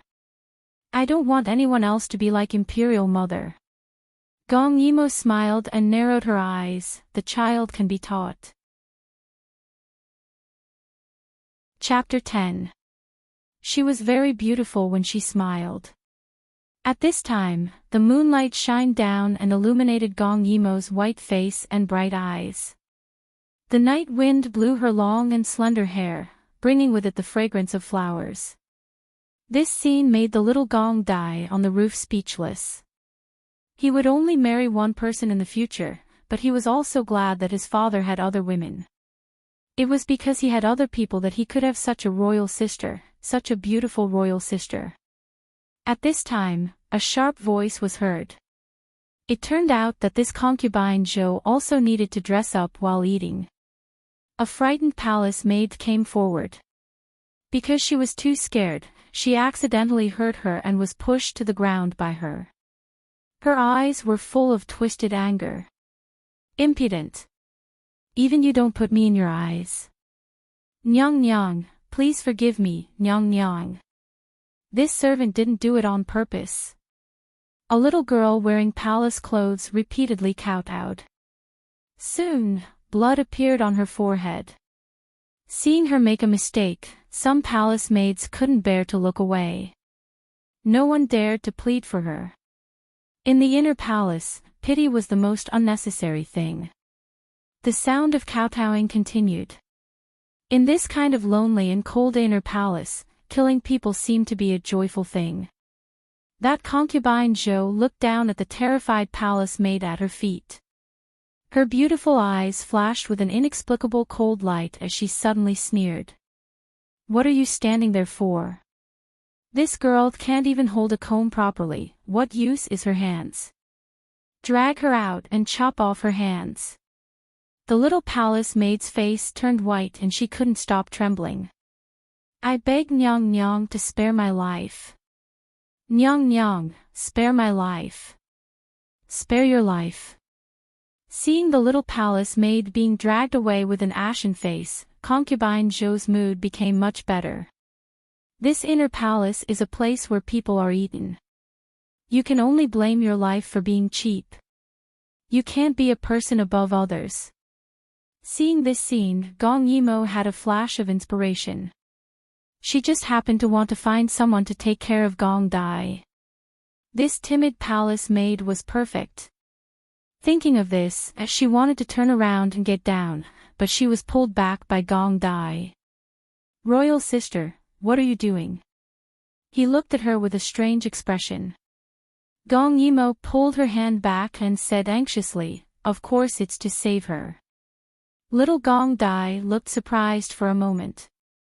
He thought that Gong Yimo was soft-hearted, so he spoke hesitantly with a strange expression. "Royal sister, when the masters in the palace make a mistake, the servants have the right to kill. Punishing the servants is the right of a superior. You can't do anything about it." These words were said by his imperial father. He remembered it very clearly. Everyone respected and feared his imperial father. When he said these words, no one dared to raise their heads because he was the superior of everyone. Gong Yimo was in a hurry to save the person, but when she heard these words, she stopped and looked at little Gong Dai with a complicated expression. She wasn't a saint, but she suddenly wondered if all the people in the inner palace were like this. They could cold-bloodedly accept these rules at such a young age. Under the moonlight, her little face was tense. This kind of seriousness made little Gong Dai's heart palpitate, and he didn't dare to speak again. A moment later, Gong Yimo pointed in the direction where the palace maid was being dragged away, her voice calm and slow. "So you and I are also superior." Gong Ju couldn't see her expression as the wind lifted her robe, but he could clearly hear her voice, one word at a time. "Let me tell you, the greatest power in the hands of a true superior is not to punish, but to forgive. Only when you have the power to not fear any consequences can you forgive others. This is a superior." After saying this, she turned and left, completely ignoring little Gong Dai who was left on the roof. His heart was in a perilous situation. When he was young, he had received the most orthodox education for a prince. He had seen many superiors punish servants. There were so many punishments that people couldn't count them all. After seeing many of them, he only felt that it was right and didn't have a trace of pity. For example, if the person who saved him a few days ago wasn't royal sister, but any palace maid, he would be grateful but not grateful, because it was natural for a palace maid to save her master. But at this time, hearing a few screams from not far away, the little one opened his shockingly bright black jade eyes and muttered to himself. "Not punishment, but forgiveness. Forgive those people." After saving the palace maid, she didn't feel grateful, but knelt on the ground and cried in fear. She escaped this time, but if the Empress found out, what awaited her next time wouldn't be a punishment like having her hand cut off. Gong Yimo was annoyed by her crying, so she grabbed her hand and shook it. "Don't cry. Let me ask you, do you want to live?" The little girl looked at Gong Yimo, who was even smaller than her and only reached her waist, and cried even more fiercely. I want to live, the Empress won't let me off. Gong Yimo was annoyed by her crying, so she reached out her hand again to shut her up. She said gloomily, if you want to live, then don't cry. This is the courtyard of the female official in charge of the imperial harem. Go in and beg her, explain the whole story, and then ask to be transferred to the Cold Palace to take care of the princess who was banished to the Cold Palace a few years ago. If the princess is already dead, say that you are willing to collect her corpse, she will agree. Outsiders only thought that she had tuberculosis. Now, because of Gong Dai, there were people who used excuses not to send her food. In the long run, if people knew that the princess had starved to death, they wouldn't be able to escape responsibility. Now that the princess was probably already dead, if someone was willing to be a scapegoat, they wouldn't have to worry about not agreeing. The little palace maid blinked her teary eyes and said in a small voice, is it really possible? As long as she went to the Cold Palace, she could escape having her hand chopped off. Would concubine Zhou let her go? Gong Yimo nodded affirmatively. Go. Now that a dead horse was a living horse, the little palace maid didn't dare to delay and stumbled over to ask for an audience. Looking at her back, Gong Yimo sighed slightly. An unfavored concubine didn't dare to offend a female official with real power. Also, she knew that this little palace maid was going to be a scapegoat. Concubine Zhou would probably be too happy. As for herself, although she had saved someone, her mood was very melancholic. As expected, Gong Yimo, who was lying on the roof, saw the surprise on the steward's aunt's face when she heard this and knew that it was a success. She flew to find Gong Dai. Now, she had some skills, but she only dared to move around in the periphery. The inner courtyard of the imperial palace was full of experts. She didn't dare to wander around. Returning to concubine Zhou's courtyard, she stole some stored grain and found Gong Dai. Seeing her come back, little Gong Dai let out a big sigh of relief. Although Royal Sister was very strong, he was still worried that something would happen to her and she wouldn't return. After experiencing so many betrayals, he only had Royal Sister as his family. His nose twitched and saw that Gong Yimo had brought over a whole roasted chicken. Gong Dai felt that his eyes weren't listening to him, but he really had been hungry for a long time. Gong Yimo smiled and sat beside him. She very heroically tore off a leg for him. Eat! Little Gong Dai's eyes lit up when he heard this. He quickly took it. But he was of good birth. Even though he was very hungry, he still ate in small bites. His pair of beautiful eyes narrowed in satisfaction. He was so well-behaved, obedient, and sensible. It was really hard to associate him with the psychopath in the future who killed people without blinking. Seeing that he was so thin, she didn't know how distressed his Mufei would be if she knew. Chapter 11. As she thought about it, she fed the little boy. Gong Yimo hadn't eaten much when she suddenly spoke. Eat more. You're too skinny. Then she thought of something and said, I saved the palace maid just now. You're too young. She'll take care of you in the future. Gong Emo originally thought that the little boy would be happy to hear this, but who knew that he would suddenly look up at Gong Emo, his beautiful eyes full of hurt. He put down the half-eaten drumstick and clenched his fists tightly. After a while, he spoke carefully. I'm all grown up. I don't need anyone to take care of me. He had survived these 2 months. Although it was tough, it was nothing. Gong Yimo frowned. How can that be? You have to listen to me.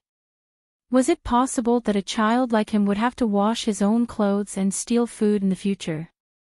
Her words made little Gong Dai even sadder. His eyes widened and he was about to cry. He subconsciously tugged at his clothes. Royal sister. I'm very obedient. I eat very little. I'm all grown up. I won't trouble anyone. After saying that, he suddenly grabbed Gong Yimo's sleeve. He opened his beautiful eyes and begged softly like a little animal, Royal sister, I'll do anything and I'll definitely listen to you. I won't be a burden to you in the future. Don't abandon me. His words shocked Gong Yimo. Children's senses were indeed sharp. She had already decided not to interfere, but she didn't expect little Gong Dai to notice it so quickly. She looked at his shockingly skinny hand grabbing her sleeve. This hand had even brought her food during the day. She couldn't bear to be ruthless. There wasn't a single piece of flesh on his body that was unharmed. He had to constantly be on guard against others. Every step in the cold palace was dangerous. Although he wouldn't die even if she didn't interfere, was she going to let a child live such a hard life every day? Gong Dai left the cold palace at the age of 13. She didn't know how much blood and tears he had shed in that short sentence, but seeing this skinny child begging her timidly, it felt so real. It was probably the little boy's first time begging someone. His entire body was tense, afraid that she would reject him. He looked at her without blinking. For the first time, he wished that someone could stay by his side, even if she didn't do anything. He was all grown up and could go find his own food. The days in the cold palace were so long and cold. He just wanted someone to accompany him and let him see her. Gong Yimo's small face showed a touch of extreme helplessness. Oh God, why did she have to be so kind and beautiful? She couldn't understand. She suddenly raised her hand and gave him a knock on the head. She said exasperatedly, "Hurry up and eat. If you eat so little, when will you gain weight?" Little Gong Dai ignored his headache. He keenly sensed that Gong Yimo's attitude had warmed up. He quickly pulled Gong Yimo's hand and carefully confirmed, "Royal sister won't abandon me, right?" Gong Yimo rolled her eyes. Yes. I'm still waiting to raise you and live a good life with you." That was what she said, but the more Gong Yimo thought about it, the more she felt that it was feasible. If she could put down her hatred and get along well with Gong Dai, their relationship growing up together might not be inferior to the love between a man and a woman with Su Miaolon in the future. Gong Dai would be the most powerful person in the Dai Yu state in the future. He had a large number of troops in his hands. Even Gong Che, who had been the regent for 5 to 6 years and later ascended the throne with her help, couldn't do anything to him. He could be said to be second only to one person. If she hugged this thigh tightly, wouldn't she be able to do whatever she wanted in the future? The more she thought about it, the more she felt that it was a good idea. Anyway, she was still young and had nowhere to go. She might as well stay in the cold palace and build a good relationship with the future regent. Little Gong Dai was originally overjoyed when he heard Gong Yimo's words. However, Gong Yimo's gaze made his scalp tingle. His royal sister seemed to be calculating something.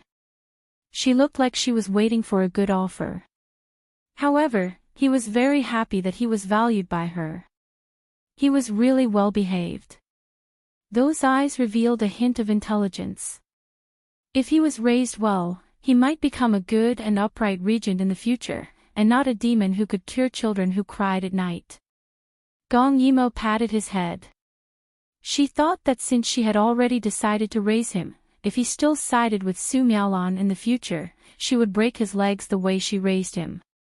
Gong Yimo's eyes revealed a fierce glint, but she still looked at Gong Dai with a smile. The more she looked, the more satisfied she was. The poor little Gong Dai shrunk his neck. The royal sister's expression was so scary. In the future, he would definitely listen to everything the royal sister said. He definitely wouldn't dare to disobey her. After discussing the important matters of life, the two little ones continued to eat meat. Because they were relaxed, their appetites were quite good. They finished the 3 to 4 caddies of roasted chicken. Gong Yimo sighed. It would be great if there was a bottle of Coke at this time. After eating, the two sat on the roof and looked at the stars, completely ignoring the fact that they were in someone else's territory. The imperial palace at night was still very beautiful. The closer they were to the center, the brighter the palace lanterns. Under the moonlight, the eaves flew up, and the layers of roof tiles stacked on top of each other. The magnificent buildings made the two of them unable to see the end. Gong Dai never felt that the place he had lived in for 6 years was so magnificent. After looking at it for a while, he only felt that his heart was exceptionally peaceful. Beside the royal sister, it was like being beside his imperial mother. His entire body felt relaxed and free. Little Gong Dai turned his head to look at Gong Yimo. He saw that she was slightly leaning forward, as if she was very curious as she looked left and right. Her skin was like the moonlight, and her eyes were as bright as stars. When imperial concubine Xue passed away, he was still young, but he had heard of her great reputation. A woman who could be doted on so much by imperial father, her daughter should be so beautiful.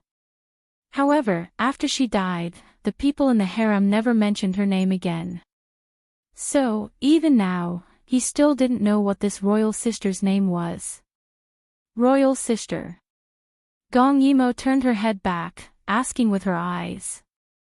Her expression was always so vivid. Gong Dai felt that the moment she looked back, her expression had changed several times. He didn't know what the slight heat in his heart was, but he felt that it was difficult to raise his head under the other's beautiful eyes. So, he lowered his head and whispered, "Royal sister, my name is Ju, and I don't have a character." "Royal sister, what's your name?" Gong Yimo was stunned. When she had first named herself, the entire harem was in an uproar. How could there be someone who didn't know her name? But then she remembered that when she entered the cold palace, Gong Dai was only 2 years old. After imperial concubine Xue died, no one would mention her name in front of him. It was normal that he didn't know. Thinking of this, she couldn't help but sigh. Back then, her name was the strong declaration of love by the Supreme Emperor. It was a thorn in the hearts of the 30,000 women in the harem. But now, it was more like a joke. When a person died, it was as if a lamp had been extinguished. Even this name seemed to be stained with dust, unable to find its original glory. Gong Yimo. Little Gong Dai raised his head, only to see the little girl's face slightly tilted up, looking at the brightest light in the palace. Her expression was solemn as she repeated her name again. "My name is Gong Yimo." Chapter 12. He didn't know why, but the firmness in her voice made little Gong Dai feel a bit of longing. Gong Yimo, helping each other in times of need, was originally used to describe two fishes that were about to die, mouth to mouth, and helping each other in order to survive. But when it was used on a person, even if they were about to die, they would still need to rely on each other. How moving was that? He cupped his cheek and looked at Gong Yimo's side profile, secretly thinking, just like how he and the royal sister were now, were they also helping each other in times of need?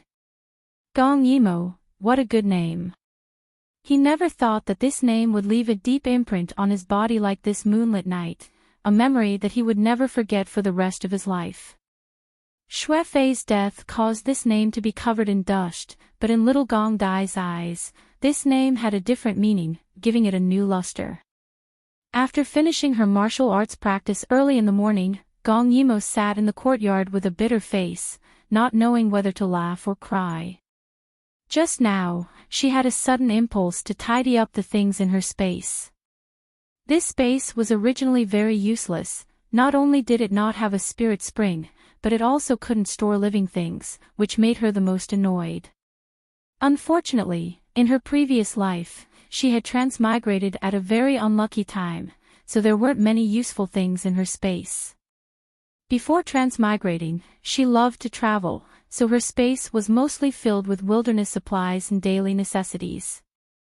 The space wasn't very big, only about 20 to 30 cubic meters. However, before transmigrating, she had been asked by a friend to move. Unfortunately, her friend was a bookworm, and her house was filled with books. Originally, she was only going to help, but her friend had something to do at the last minute and left, leaving her to move by herself. She had called a car to move, but after loading some home appliances and clothes, there wasn't enough space. In order to be lazy, Gong Yimo had packed all the books into her space, filling it to the brim. However, she didn't expect that the moving truck had an accident on the road, so she had transmigrated. Therefore, besides some wilderness supplies and medicine, her space was filled with books. It was all books.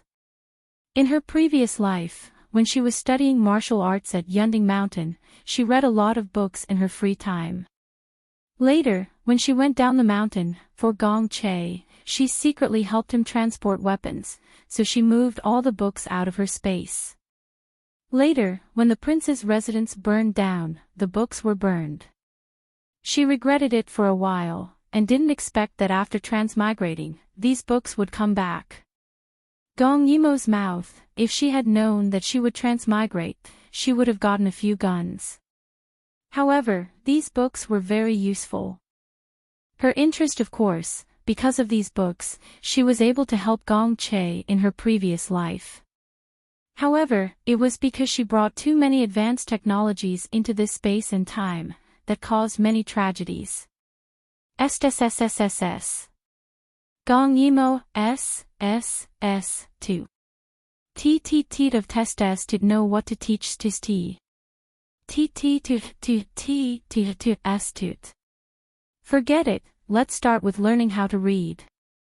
At this time, there was a knock on the door. Gong Yimo waved her hand, and the things scattered in the courtyard disappeared. Gong Yimo directly jumped over the palace wall and landed in front of the person, scaring the palace maid in front of her. This palace maid was the one she saved. After she came, Gong Yimo directly asked her to take care of little Gong Dai, and to knock on the door if there was anything. This palace maid was timid and didn't dare to disobey, so she stayed by Gong Dai's side. Her name was Xan. Xan was only 15 years old, and she was naturally timid. Previously, when she saw the legendary sickly princess, the little girl who saved her, she was shocked. But after getting along with her for a period of time, seeing this princess coming and going, she was used to it. Princes and princesses were different, and even if she said it out, no one would believe her. She might as well stay here. Seeing that the princess was so capable, and listening to the princess's words, there might be a day when she would be successful in the future. Princess. She spoke pitifully, her fingers unconsciously twisting the plain-colored palace dress on her body, looking like a pushover. With teary eyes, she said, "This servant went to get food, but they chased me back." She lowered her head more and more. The more she spoke, the more useless she felt. She couldn't even do such a small thing. But the other party didn't want to give it to her, so she really had no choice. Gong Yimo didn't think much of it when she heard it. Those people in the cold palace were like this. They took pleasure in bullying those who used to be superior. Disobedient, right? She liked disobedient people the most. The little girl grinned, scaring Xan so much that she didn't dare to raise her head. "I'm hungry. Since they keep refusing to give me food, then let's go, talk some sense into them." "Royal sister, where are you going?" After a few days of recuperation, little Gong Dai's complexion looked much better. At this time, he was wearing clothes that fit him well. Although he was still very thin, his innate temperament was still there. Moreover, he had shed the vigilance and maturity from before, and now he had the innocence of a child.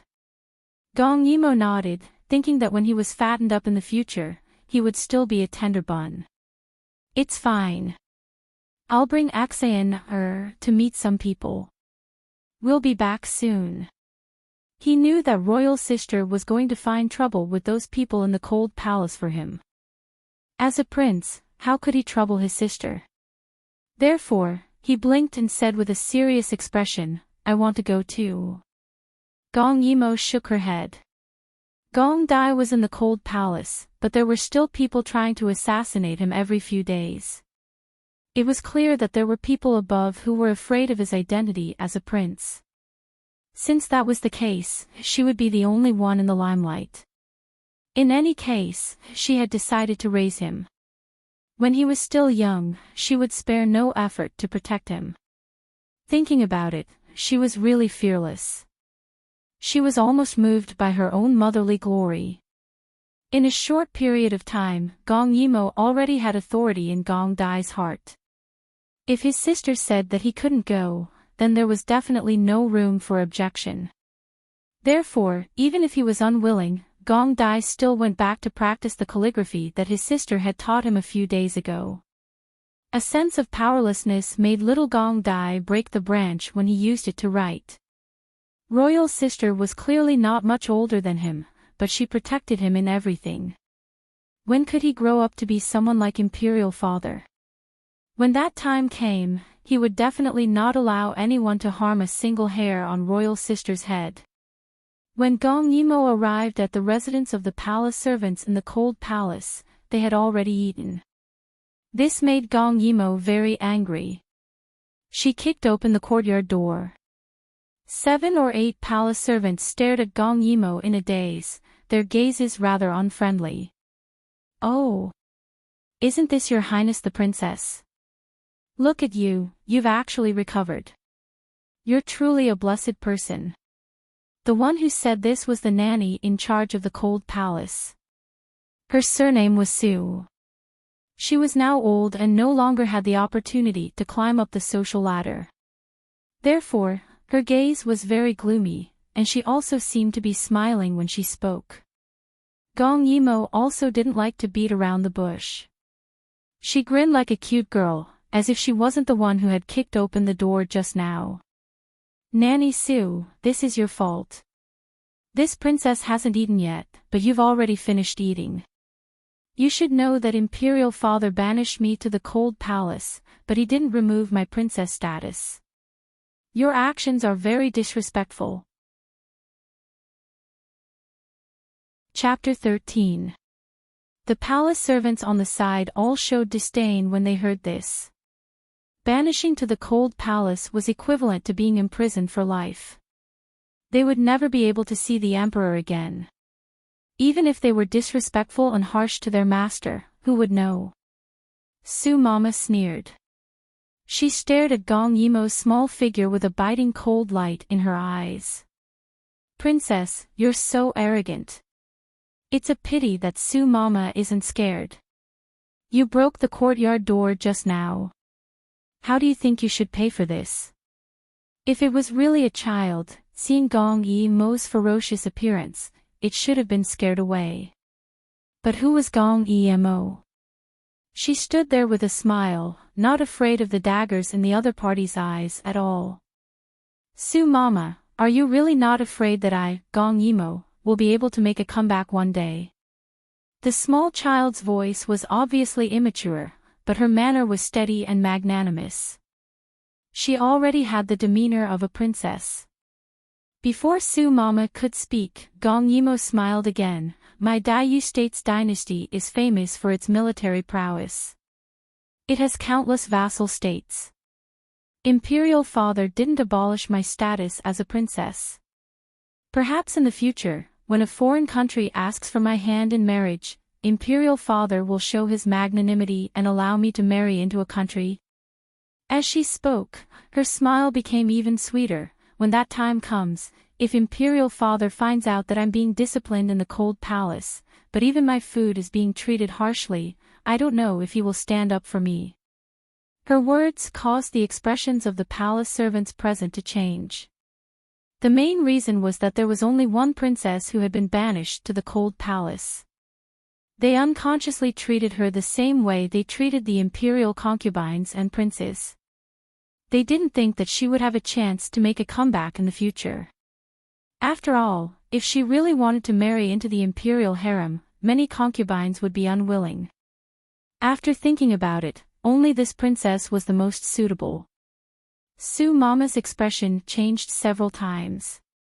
She cursed under her breath before revealing a fawning smile on her face. Princess, what are you saying? How could we, as servants, have the guts to do that? It's just that princess's condition was so terrible that no one dared to approach. Now that princess has recovered, Su Mama will naturally have them serve you well and won't let them slack off.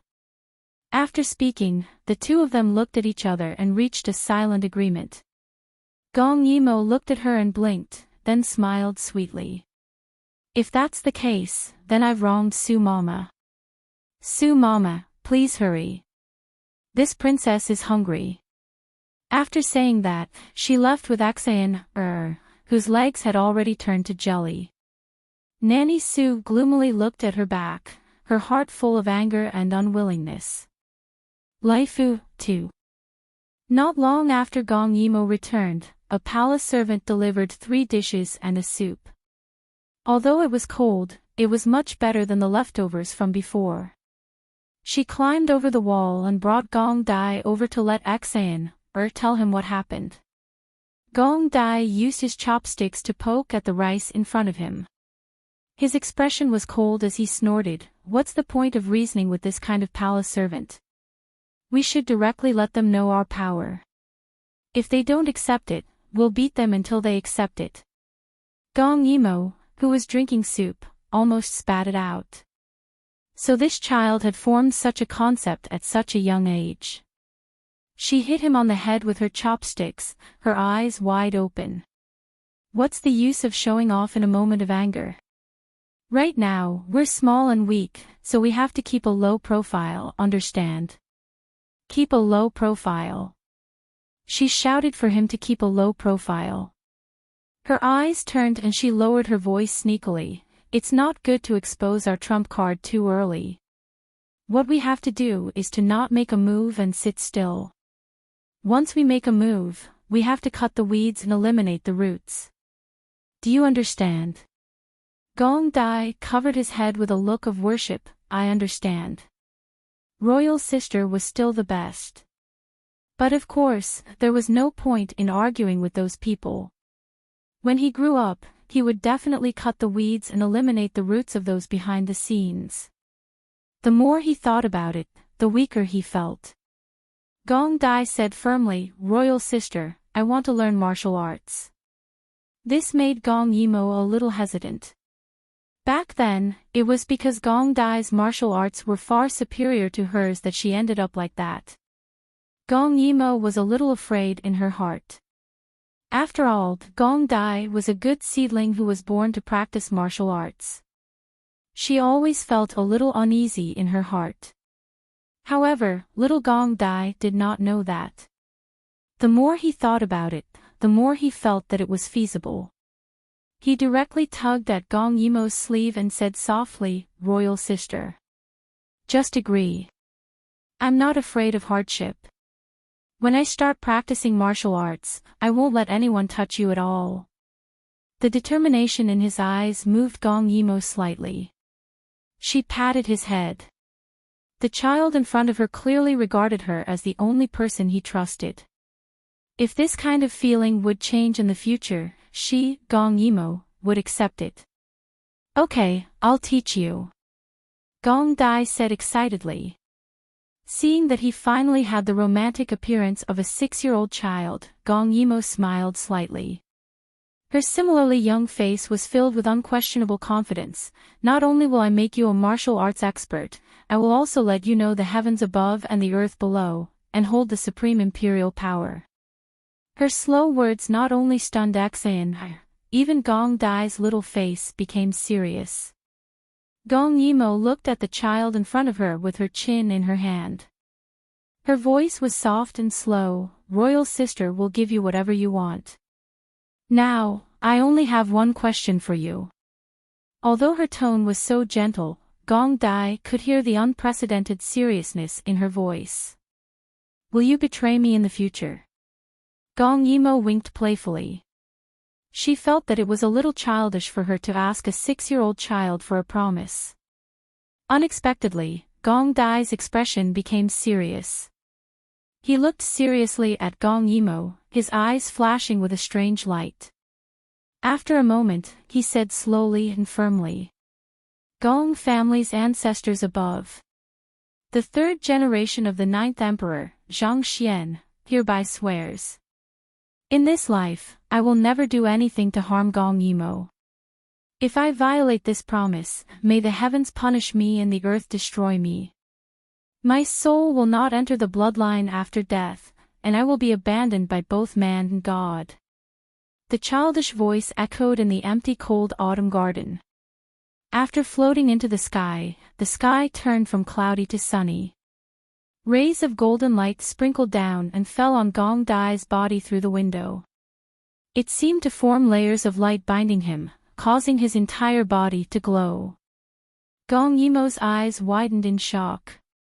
She did not expect the young Gong Dai to say such words. The shock in her heart could not be described.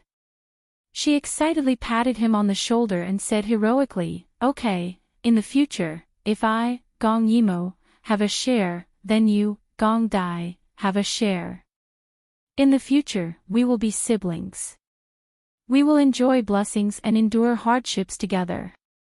Seeing the blush on royal sister's face, little Gong Dai was also very happy. In this empty cold courtyard, the two little people were like adults, making promises to each other and looking forward to the future. This scene became an extremely deep memory, imprinted in Xian's mind. She suddenly felt that following these two masters was not too bad. 3 years passed in a flash. Now, Gong Yimo was 10 years old, and Gong Dai was 9. Chapter 14. The 9-year-old Gong Dai had already grown into an adorable little Shota. These few years, they had been eating and drinking well. Gong Yimo would often go out to bring back some spoils of war for a sumptuous meal. Their days were extremely comfortable. Finally, under Gong Yimo's relentless feeding, little Gong Dai had already grown into an adorable, delicate, and peerlessly delicate child. His initial frailness was no longer there, and that pair of beautiful and cold eyes added a lot of color to this little face. Gong Yimo loved to pinch the tender flesh on the other person's face to sigh at her own difficulties. Gong Dai, this little fellow, did not eat much meat for a long time. She had to force-feed him to get some baby fat, and the process was very difficult. She did not know what went wrong in these 3 years, but little Gong Dai had turned into a cold and mature face. Of course, in front of Gong Yimo, he was still a real little demon, but Gong Yimo, little Gong Dai entered Ling Chuyuan with a cold face. Looking at a certain someone who had not woken up in the middle of the day, his originally stern face became helpless, and finally he sighed faintly. Why was his royal sister so sleepy? It was as if she could not wake up from her sleep. She had completely overturned the capable and experienced image he had of her in his heart. "Royal sister," he called out, but the girl in the bed only turned over, revealing her sleepy little face. The whole bed's quilt was twisted into a circular shape by her, and she hugged it tightly, as if she did not hear him. However, Gong Dai knew that royal sister's martial arts had improved recently, and her eyes and ears were better than before. How could she not eat breakfast every day? Gong Dai put aside the plate in his hand, and reached out to pull Gong Yimo's quilt, who knew that she would hug it tightly. She opened a pair of sleepy eyes and muttered pitifully, "It's not noon yet, let me sleep for a while more." On her snow-white little face, a little bit of red lips pouted just like that.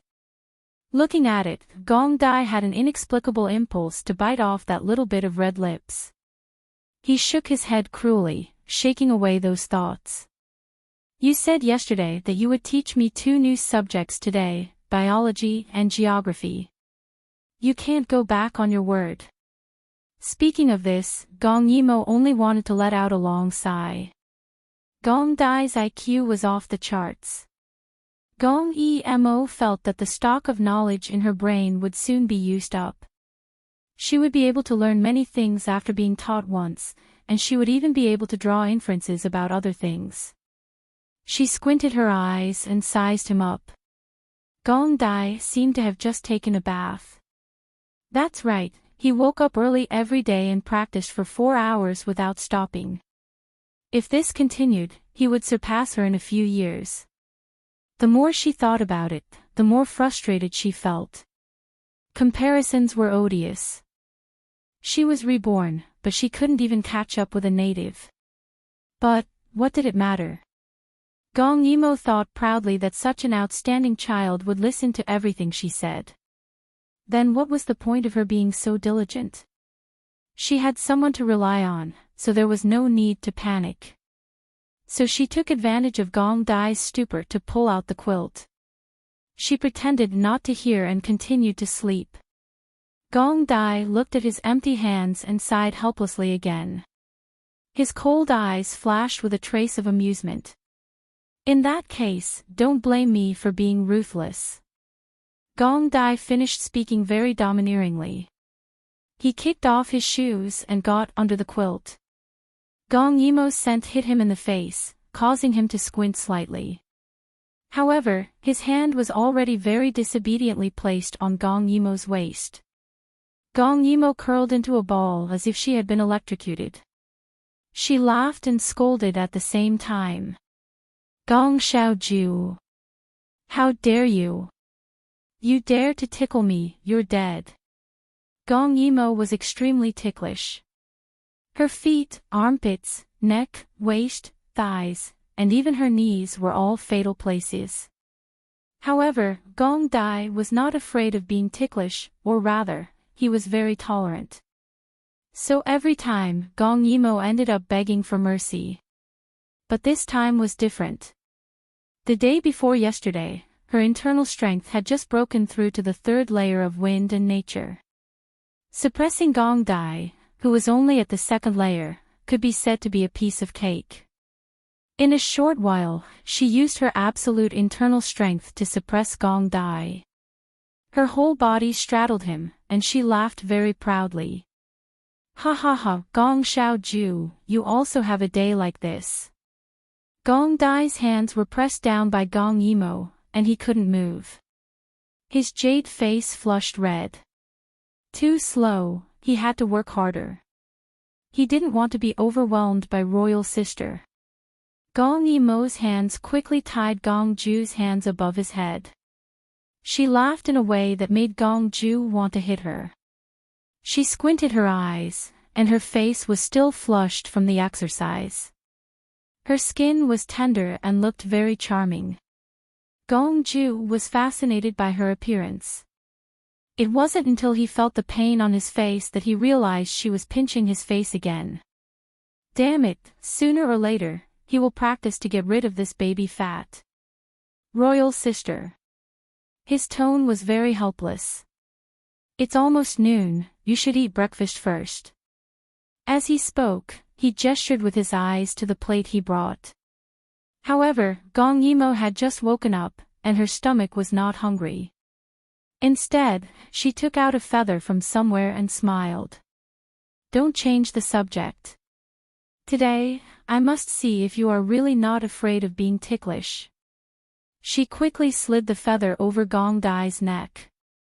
Although it was a little itchy, Gong Dai could completely endure it. He was even more helpless. Royal sister, don't be like this. Seeing that his neck was not working, Gong Yimo frowned and grabbed his foot again. A beautiful foot that was like white jade, and it really did not look like a man's foot. Actually, if Gong Dai wanted to resist, it was not that he could not break free. However, Gong Yimo was annoyed by his tickling, and now that she wanted to take revenge, he let her be. He was still thinking about whether he should struggle a little to satisfy her bad taste. Seeing that his foot was not even afraid of being tickled, Gong Yimo was discouraged. She pouted and poked his chest. Humph, people who are not afraid of being ticklish don't love their wives. You will definitely be a scumbag in the future. This accusation was too unreasonable. Gong Dai could not refute it. He frowned slightly, but then he saw Gong Yimo's face turn into a naughty smile. Then try here. As she spoke, Gong Yimo actually tore open his clothes. Gong Dai felt a chill on his chest, and his face immediately became serious. Royal sister. Stop fooling around. Fooling around. Gong Yimo was not afraid of things getting out of hand. She looked at Gong Dai's small body and clicked her tongue. Not bad, your muscles are quite beautiful at such a young age. However, there were some scars from old injuries on his body, and it was obvious how he had been treated in the past. Under her naked gaze, Gong Dai's face turned red again. However, he caught a glimpse of pity in Gong Yimo's eyes. He knew that the scars on his chest had hurt her eyes. His heart skipped a beat, and he quickly coaxed her gently. It's all in the past, it doesn't hurt anymore. Seeing him act like a little adult, Gong Yimo couldn't help but chuckle. Oh, what a sensible little thing. Let elder sister love him. Her eyes darted around, and she reached her hand under his clothes and deliberately tickled his waist. The skin contact made Gong Dai shrink back as if he had been electrocuted. Seeing that he was ticklish, Gong Yimo became even more unscrupulous. A dangerous look flashed across Gong Dai's eyes. He struggled free from the belt around his wrist, and when Gong Yimo was caught off guard, he flipped over and pressed himself on top of her. However, when he saw that Gong Yimo was not afraid at all and was even giggling, Gong Dai's eyes were filled with deep helplessness and indulgence. He reached out to stroke her hair and sighed. Royal sister, you are really disobedient. Chapter 15. At this moment, his clothes were open and his ink-black hair was scattered over his shoulders. His collarbone was white and exquisite. His cold appearance was very attractive. What a little evildoer. He was only young now. When he grew up, who knew how he would harm others?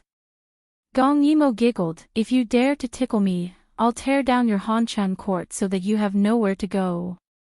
Feeling the heat from her body between his legs, Gong Dai narrowed his eyes and smiled, if that's the case, I can only squeeze in the same bed as Jijia. Royal sister, you have to take me in. Who knew that Gong Yimo was not afraid at all? Come, I'm just holding the quilt and don't feel it. Her straightforwardness made Gong Dai unable to continue.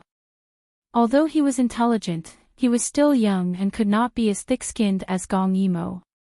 After fooling around for a while, when Gong Yimo woke up, it was already noon. Gong Dai was very helpless about this, but he could not do anything to her. Seeing that she was washing her face, she carelessly splashed the water on her face. Sparkling and translucent water droplets slid down her fair and tender face. Her skin was truly as smooth as cream.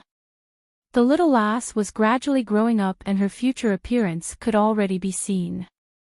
Before Gong Dai could regain his senses, Gong Yimo saw that the apples in the courtyard were ripe. Before eating, she went up to pick the fruit.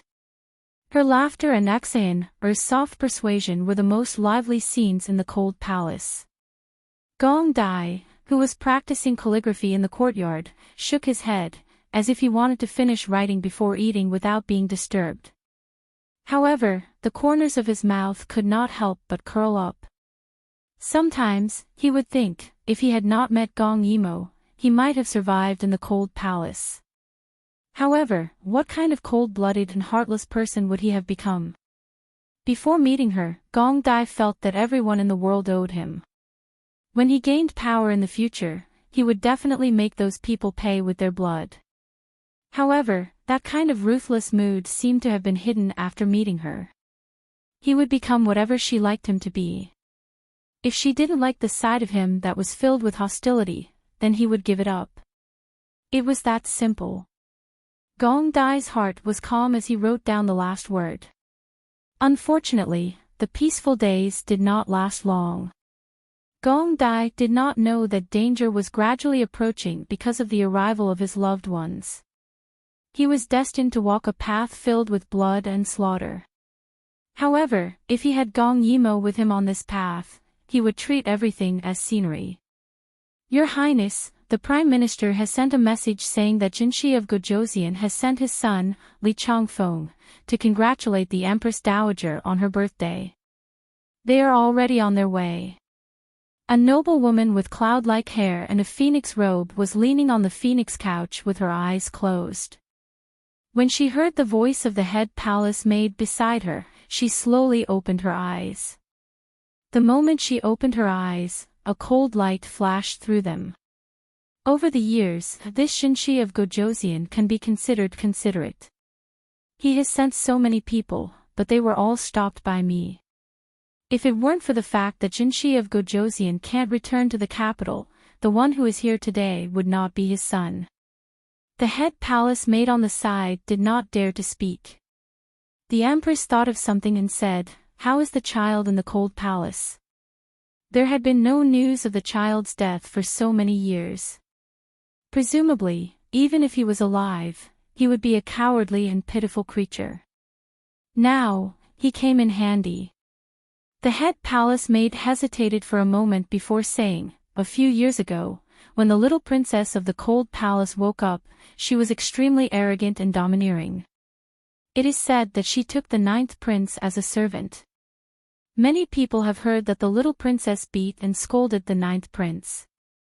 They often see the 9th prince covered in scars. No one dares to interfere in the cold palace, so it is estimated that they are not living well." Little did they know that this was deliberately done by Gong Yimo in order to train Gong Dai's combat skills.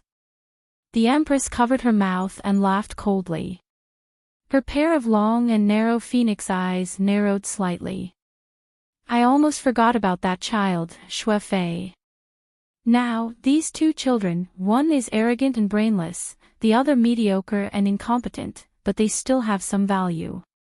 It's just that Jinshi of Gojoseon's son is coming. I'm afraid that Xian Fei will not be able to sit still. I don't know if the child can escape this disaster." Although she said so, the Empress's eyes were cold, without the slightest pity. She was afraid that she would use the little prince's death to plot against Lu Xianfei. The head palace maid glanced at her and lowered her head, not daring to look again. Now, in the harem, the most favored one was Lu Xianfei. At this time, Lu Xianfei also heard the news. Her beautiful eyebrows frowned, and after a long time she said, "That child is so pitiful. He was tortured to death by the little princess. It's a pity that Jinshi of Gojoseon never got to see his grandson."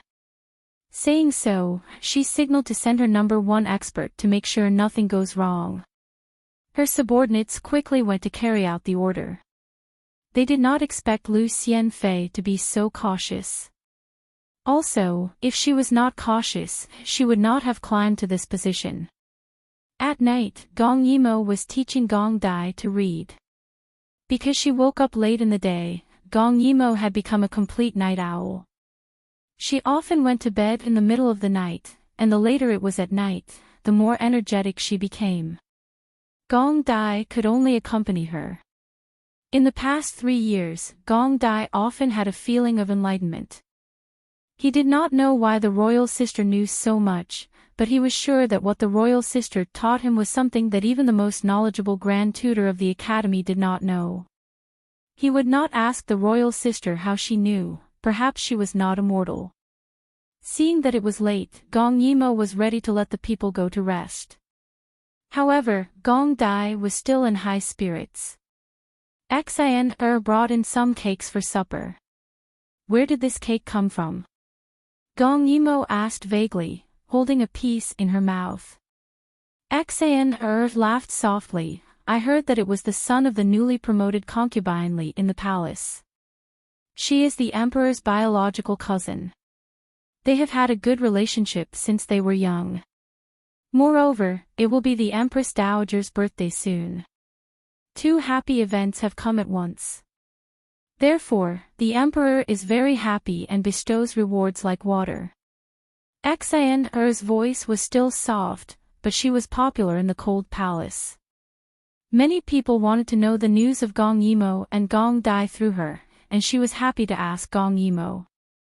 Hearing that the Emperor had another child, Gong Dai's expression was a little gloomy.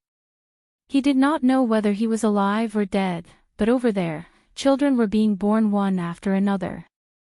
Gong Yimo patted him on the shoulder and smiled. Look at the bright side, this child may be a good one. Gong Yimo was not a person who would curse others. Gong Dai could not help but raise his head to look at her.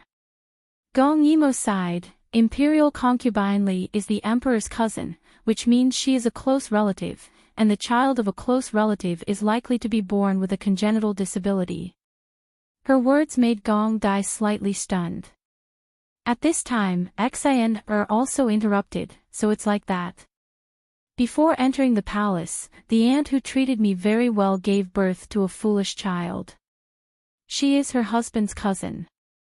As she said this, she seemed to think of something, and her expression was somewhat unbearable. Gong Dai frowned. In other words, if they are close relatives, they can't have children. He was 100% convinced by Gong Yimo's words, but he thought of something and asked, then what if they don't want children? Gong Yimo smiled and patted him on the shoulder. Why go through so much trouble? There are so many women in the world, do you have to choose close relatives? Her words made Gong Dai's heart tremble. Looking at the smiling face so close, Gong Dai inexplicably thought, what if it had to be close relatives? Chapter 16. Gong Ju was surprised by this idea. Before he could figure out what it was, Gong Emo covered his mouth with a serious expression and glanced at the top of his head. Someone's here. Her small hands were soft and had the sweet smell of the wedding cake. Gong Dai was slightly dazed, and only then did he hear the sound of something breaking on the roof. The footsteps of those people were very light and they quickly jumped down from the roof. At this critical moment, Gong Yimo suddenly made her move. She threw the dagger in her hand and it directly hit the chest of one of the people outside the window. Seeing their companion dead, the other assassins who thought this was just a simple mission all changed their expressions. They did not know which faction was protecting this unfavored prince. They originally wanted to do it secretly, but now it seemed that it was not possible. The window broke and 3 or 4 people in black rushed in. Seeing one adult and 2 children in front of them, they all showed a surprised expression. However, Gong Dai would not give them a chance to react. He pulled out a narrow sword and stabbed at them. Gong Yimo pushed Xian aside and also joined the battle.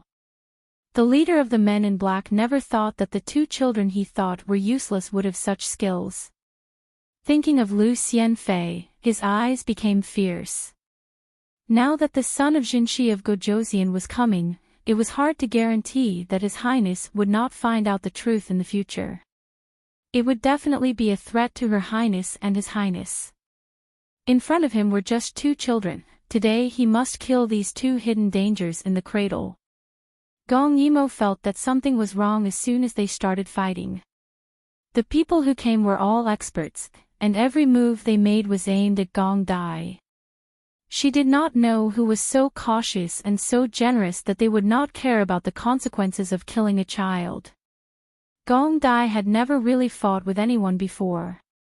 At the beginning, it was very difficult, but gradually he got used to it. His small body flew and he also had the strength to fight. The more they fought, the more the leader of the men in black was shocked. He did not know who taught these 2 children martial arts. They were so powerful. If this continued, he would fail the mission. Thus, he sent out a secret signal, and once again engaged in battle with Gong Yimo. His mind was unprecedentedly focused, and it was hard to imagine that a 10-year-old girl could actually fight him without falling into a disadvantageous position. But it didn't matter. He had already sent a signal to gather the others. Tonight, these two children must be killed here. Gong Yimo naturally noticed the other party's actions. She was secretly anxious. If it was only these few people, she believed that she could definitely take them down. However, if there were more people, it would be troublesome. At this moment, she saw that Gong Dai's shoulder had been stabbed. She hurriedly swung her sword to block the attack for him, then grabbed him and threw him out of the window with all her might. She shouted without looking back, "I'll take care of this. Gong Dai, go find Imperial Father." To find Imperial Father. Gong Dai was just about to raise his sword and kill his way back when he heard Gong Yimo's voice. At this time, his shoulder had been stabbed, and blood was flowing. Even so, he had never thought of looking for that man. Even if he died, he was not afraid of dying together with Gong Yimo. Seeing this, a man in black also wanted to leave and report to the inner palace, but he was stopped by Gong Yimo. Another man in black attacked him. Gong Yimo flew up and blocked the window by herself, looking like she could hold back 10,000 men by herself. The seriousness and concentration on her little face was something Gong Dai had never seen before. His heart suddenly tightened. If the situation was not so critical, how could Imperial Sister be so stubborn? Thinking of this, Gong Dai did not care about anything else and quickly ran to the most prosperous part of the palace. Imperial Sister. You must wait for me. I will be back soon, very soon. The most prosperous part of the palace was Xiaoyang Hall. At this time, the emperor had a new son and was very happy. He ordered a 3-day banquet to be held for the whole world to celebrate. From afar, one could hear the sound of musical instruments and laughter. Amidst the clinking of glasses, the room was filled with magnificent clothes and bright lanterns, forming the most dazzling scene of prosperity. It was a strong contrast to the cold palace in the far west. Emperor Qing was 45 years old now, but he lived like a prince all year round. He looked to be in his early 30s, with thick eyebrows and big eyes. He was tall with broad shoulders, and his imposing manner was vigorous. Only someone who had experienced the battlefield would have this kind of arrogance. This was the Son of Heaven, no one would doubt. At this time, he was lying on a concubine's lap, with a beauty fanning him on one side and a beauty feeding him on the other. As for himself, he looked at the dancing palace maids in the hall with a dispirited expression and yawned at an inappropriate time. The beauty fanning herself smiled and asked, "Is your Majesty tired?" Emperor Qing, who had always been patient with beauties, sighed, "It's just boring." At this time, without waiting for the beauty to say anything, a white-haired eunuch hurried over and whispered something in his ear, causing the noble emperor to raise his eyebrows slightly. "Oh. I don't remember having a son." He whispered a few words. On the other side, there were many experts in the inner palace. Gong Dai could not get close to the core palace. Even if those people would not kill him because of his identity as a prince, it did not mean that they would not hurt him. The night of early spring brought with it traces of icy cold. Gong Dai was facing a group of imperial bodyguards wearing blue palace robes. The silver-white spearhead was pointed at him. Gong Dai could not help but tighten his grip on the narrow sword in his hand and shouted, "I am Imperial Father's 9th Prince Ju. I have an urgent matter to discuss with Imperial Father." The leader of the imperial bodyguards coldly snorted, "You can't enter without His Majesty's permission." A trace of anxiety flashed through Gong Dai's cold eyes. As long as he thought of Gong Yimo alone in the cold palace dealing with those assassins, and that those assassins had come for him, his heart was anxious and hateful. He did not waste any more words and directly raised his sword. The group of imperial bodyguards clearly did not expect that the little prince opposite them was also skilled in martial arts.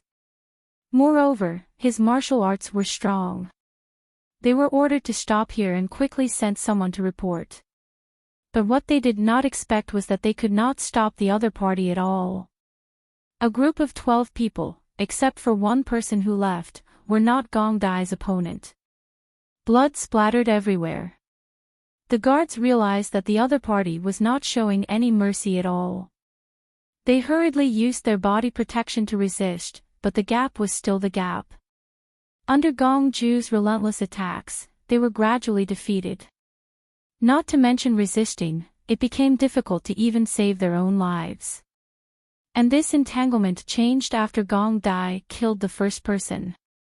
There was a moment of stagnation in the air, and then, there was an even more frenzied collision. At this time, they no longer cared whether the other party was a prince or not. If they wanted to live, they could only fight with all their might. Feeling the warm blood splattering on his body, Gong Dai's hands trembled slightly. He did not need to kill, but he was too anxious and too afraid. He was afraid that something would happen to the royal sister, so every move was fatal. In a short moment, 8 of the remaining 11 people were killed by him. It was simply crazy to kill imperial bodyguards in the imperial palace like this. And he was also injured. Half of his body was covered in blood, but he did not know if it was his own or someone else's. At this time, looking at the dead or half-dead bodies on the ground, he stood alone in a daze, as if he was dreaming. He looked at his hand, which was holding the hilt of his sword and was covered in blood. This was the first time he killed someone. The feeling of the sword and the knife cutting through the throat was clearly imprinted in his mind. Then, he looked up into the distance, his hand once again holding the narrow sword tightly, and hurriedly ran away. Time, if only time could slow down. Chapter 17. In order to enter Zhaoyang Palace, he had to pass through 3 gates, Cold Moon Gate, Hidden Dragon Gate, and Zai Tian Gate. At this time, he had just crossed the palace river and arrived at Cold Moon Gate when he heard the faint sound of music. He ran straight in that direction. He ran so fast that his lungs felt like they were on fire. He kept urging himself to run faster, faster.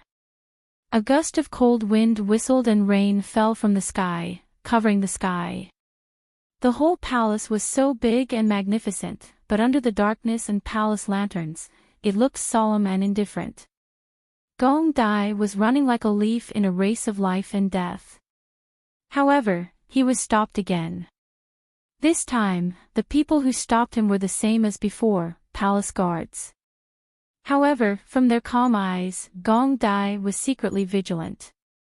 These were definitely not ordinary guards. The Empress has decreed that those who enter without being summoned will be killed without mercy. These 3 cold words made Gong Dai's eyes flash with hostility. The Empress, he did not expect her to stop him. And these people were ordered by the Empress, so they will not be merciful to him. There were a total of 15 people, and they were well trained. It was enough to deal with a child. However, Gong Dai was not an ordinary child. He looked at the people in front of him and took a deep breath. Without saying a word, he raised the sword in his hand. The sword trembled slightly, as if it was about to taste blood and was looking forward to it. Come on, he will kill all those who obstruct him. When he was young, no one looked after him in the cold palace for 2 years. It made his character arrogant and ruthless. If he could kill 800 enemies, he did not mind sacrificing 1,000. It was precisely because of this ferocity that no one in the elite team of more than a dozen people was able to get close to him in the midst of a melee battle. The guards were secretly anxious because they also received a secret order from Lu Xianfei to kill the 9th prince. Gong Dai originally wanted to be careful, but when he thought of Gong Yimo in the cold palace being in danger, he went crazy and could not control himself. He became more and more proficient in using the sword, and his moves became more and more ruthless. The feeling of flesh being cut open and the threads twisting was truly fascinating. While they were fighting, he coldly looked in the direction of the lights in the distance, and a frightening chill flashed through his ink-black eyes. Why was it that even though they were both princes, they could chat and laugh in the throne room while he and his royal sister could only hide in a corner of the cold palace? Why did he have to rely on himself to snatch everything? At this moment, his black hair was flying in the wind, and his white robes were stained with blood. From afar, he looked like a blooming flower. He was supposed to be as pretty as Guanyin, but right now, his eyes were bloodshot and filled with killing intent. He was like a demon. As the blade slashed down, hot blood sprayed onto half of his white jade-like face. His originally tightly pursed lips suddenly revealed a trace of a smile. If this was the path he wanted to take, for the sake of his royal sister, he would definitely take it. One day, whether it was the Empress, the Prince, or even the Emperor, he could decide whether to punish or forgive with a single thought. Xan hid under the bed. For the time being, no one thought of her, and she managed to escape. At this time, people did not care about the lives of their servants, not to mention using her to threaten Gong Yimo. At this moment, the cold autumn courtyard was already in a mess. 3 out of the 4 people who came were already dead.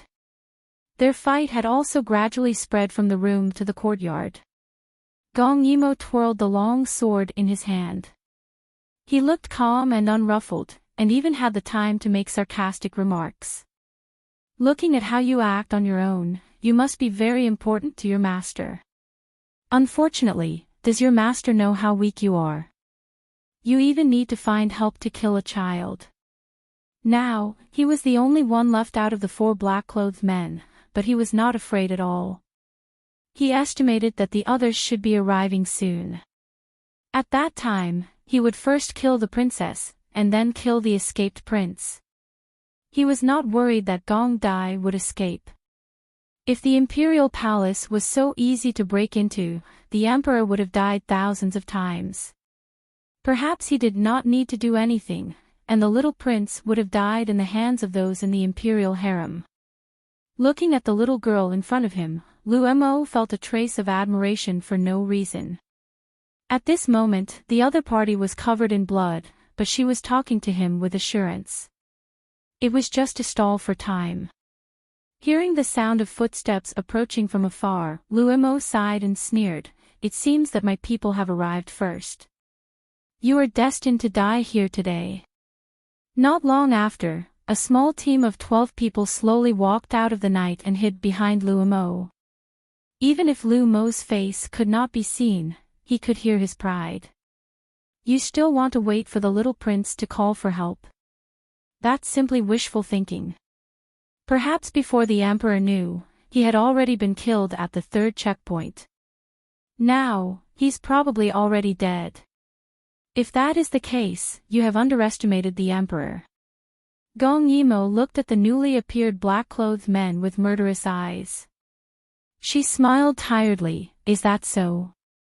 Then let's see if you kill me first, or if he brings people to save me first." Lu Mo narrowed his eyes. Kill. 15 minutes later, in the entire Cold Moon Pass, except for Gong Dai, no one was standing up. Fine drizzles fell from the sky, mixed with blood, and dyed the palace river red. It should not be like this. There were 5,000 guards in the imperial palace, not including the imperial dragon guards and the secret guards.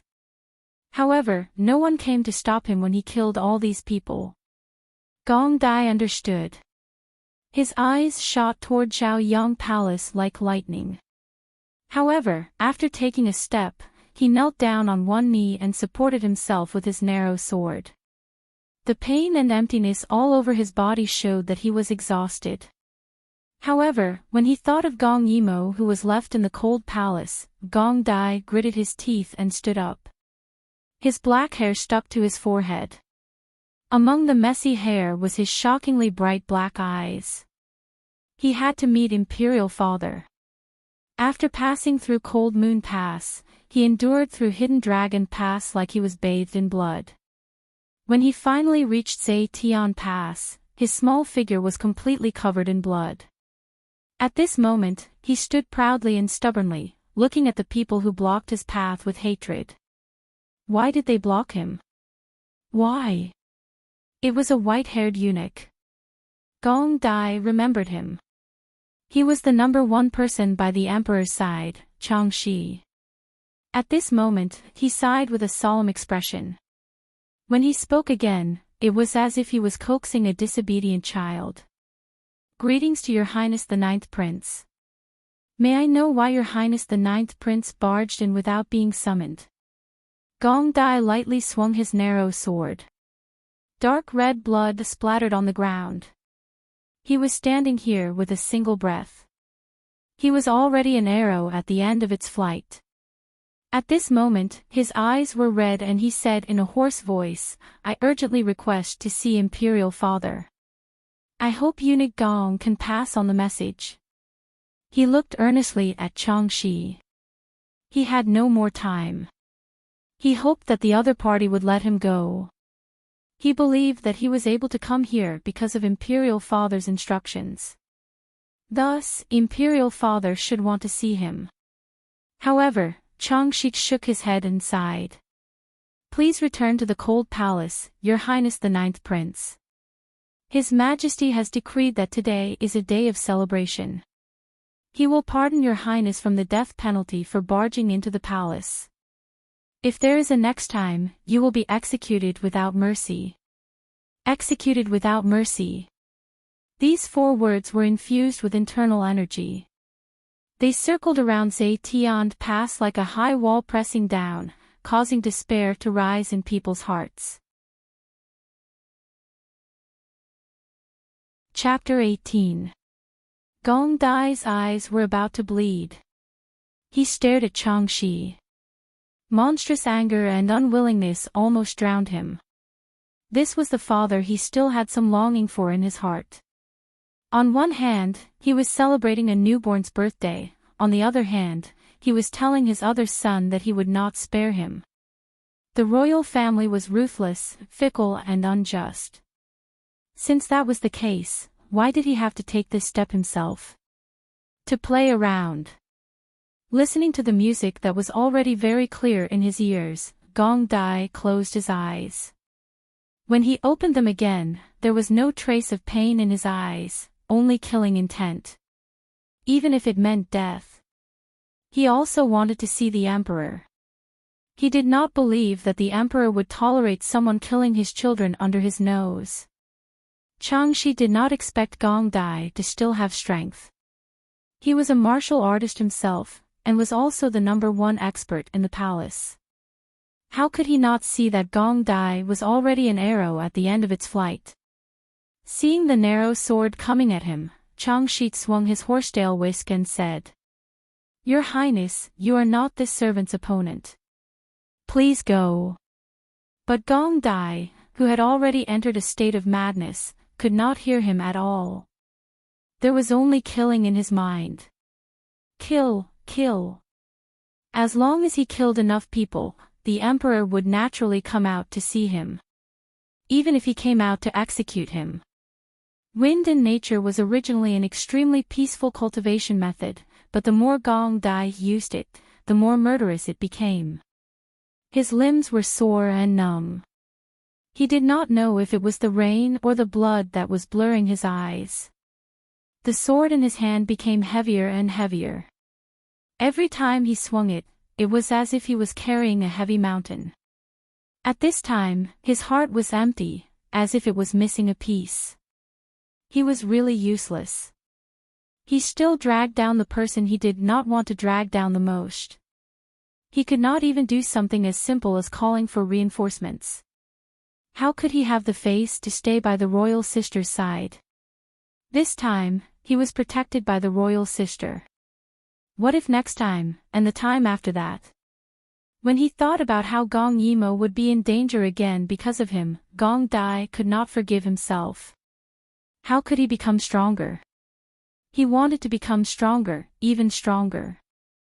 He had someone he wanted to protect. It was as if a stream of qi had entered his dantian.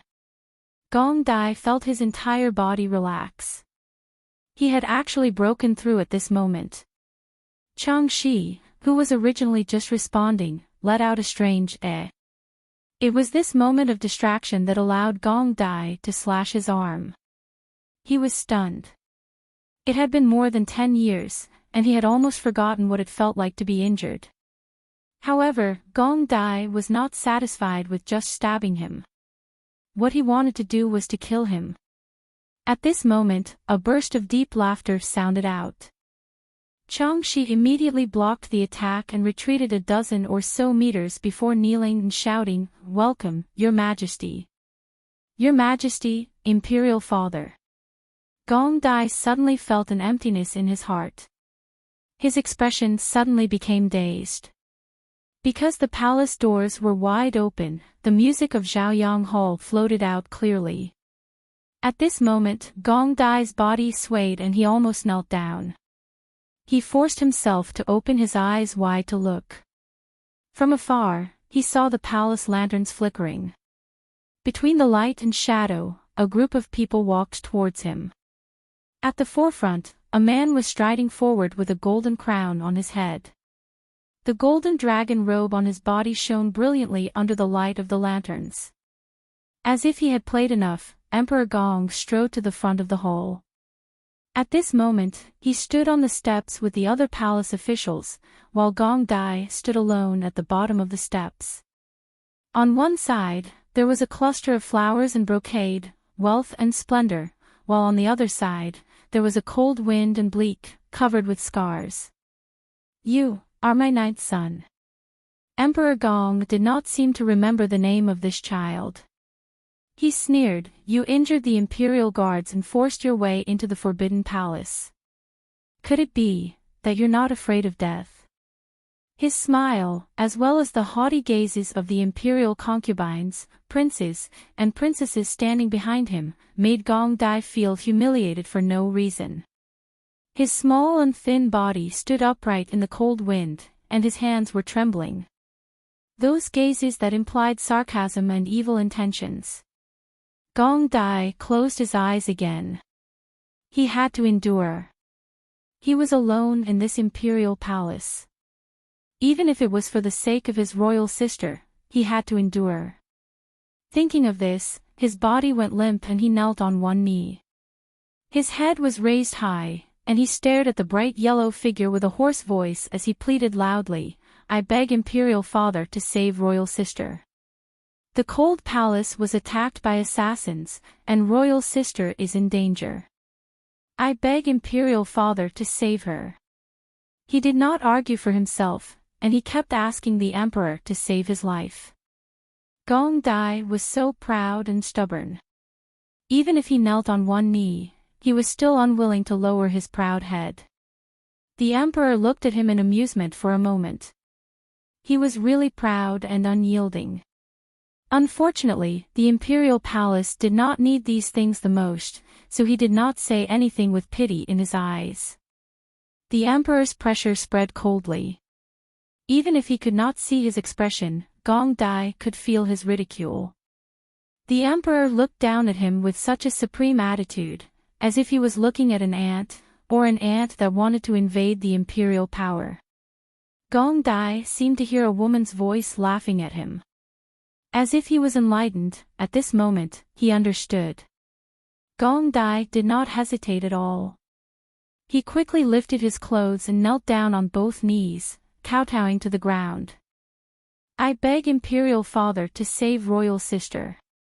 He kowtowed on the steps in front of him. The sound was so loud that even the emperor, who was on the steps, could hear it clearly. Every time he kowtowed, he shouted loudly, begging Imperial Father to save his life.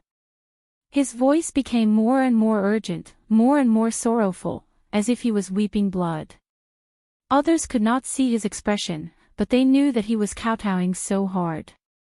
Soon, his forehead was bleeding, but he was not aware of it. "It's okay, it's really okay." When he saw the emperor, he only asked him to save royal sister's life and death. Not to mention kowtowing without dignity, even if he broke all his proud bones and begged on the ground, it's okay. Looking at his child kowtowing and pleading at the bottom of the steps, Emperor Cheng's heart of stone was slightly moved. The previous unhappiness because of Gong Dai killing people gradually dissipated. He even wanted to know what kind of child made him beg for help so desperately. Emperor Qing narrowed his eyes slightly and finally opened his mouth. Oh. I actually have a daughter in the cold palace. What's her name? His tone was slow and hateful. When Gong Dai heard it, he was stunned. He no longer kowtowed, but straightened up. Blood flowed down his cheeks, and his hand on the side clenched into a fist. He looked at the high and mighty emperor with a deep and complicated expression. His voice trembled because of the chill in his heart. Imperial Father, in the past, you gave royal sister the name Yimo to show your willingness to help Imperial concubine Shui. Now, Imperial concubine Shui has only been dead for 7 years. Have you even forgotten this name? His strong unwillingness, sarcastic and angry words made Emperor Cheng's smile slowly freeze on his face. For a moment, his expression became extremely serious. On the other side, the Empress's eyes were filled with murderous intent and unconcealable jealousy. An emperor of a generation, helping others in difficult times, then where does that leave her, the Empress? After a long time, Emperor Qing chuckled, interesting. Speaking of which, I really want to know who dared to assassinate my child under my nose. After saying that, his cold eyes shot to Changxi. Prepare the sedan, I want to go to the cold palace in person. As for the others, follow me to see.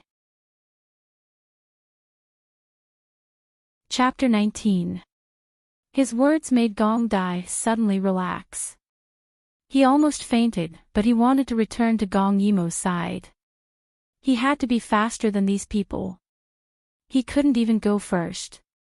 The suppression and coldness of the imperial power once again left a deep impression on Gong Dai. Looking at those slightly dissatisfied nobles who had to accept the order to get on the palanquin, Gong Dai didn't understand why they had to be brought along. Fortunately, Changxi's movements were very fast, and the people carrying the palanquin were all imperial dragon guards. Their lightness skill moved forward, which made some of the women exclaim. The rain suddenly poured down. Old Lady Su of the Cold Palace scrambled to her feet. Why did so many nobles come to the Cold Palace without saying a word? Why didn't anyone inform her?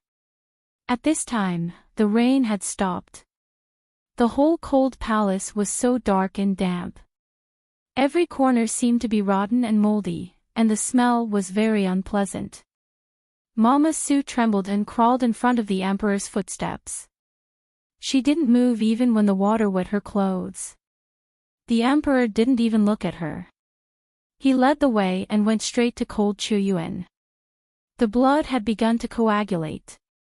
As soon as everyone's feet stepped into the courtyard with the light, all kinds of suppressed voices rose and fell. Many people's faces became extremely ugly. At this time, there were 7 or 8 people in black lying in the small courtyard. The smell of blood couldn't be dispersed, and the blood mixed with the rain. At first glance, the ground was so dark that it looked like a pool of blood.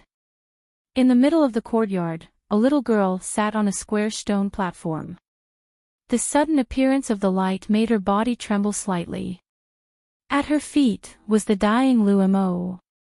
Just now, when he heard the imperial presence from afar, Lu Mo's expression changed. He finally panicked. He didn't expect the emperor to come, and come so quickly.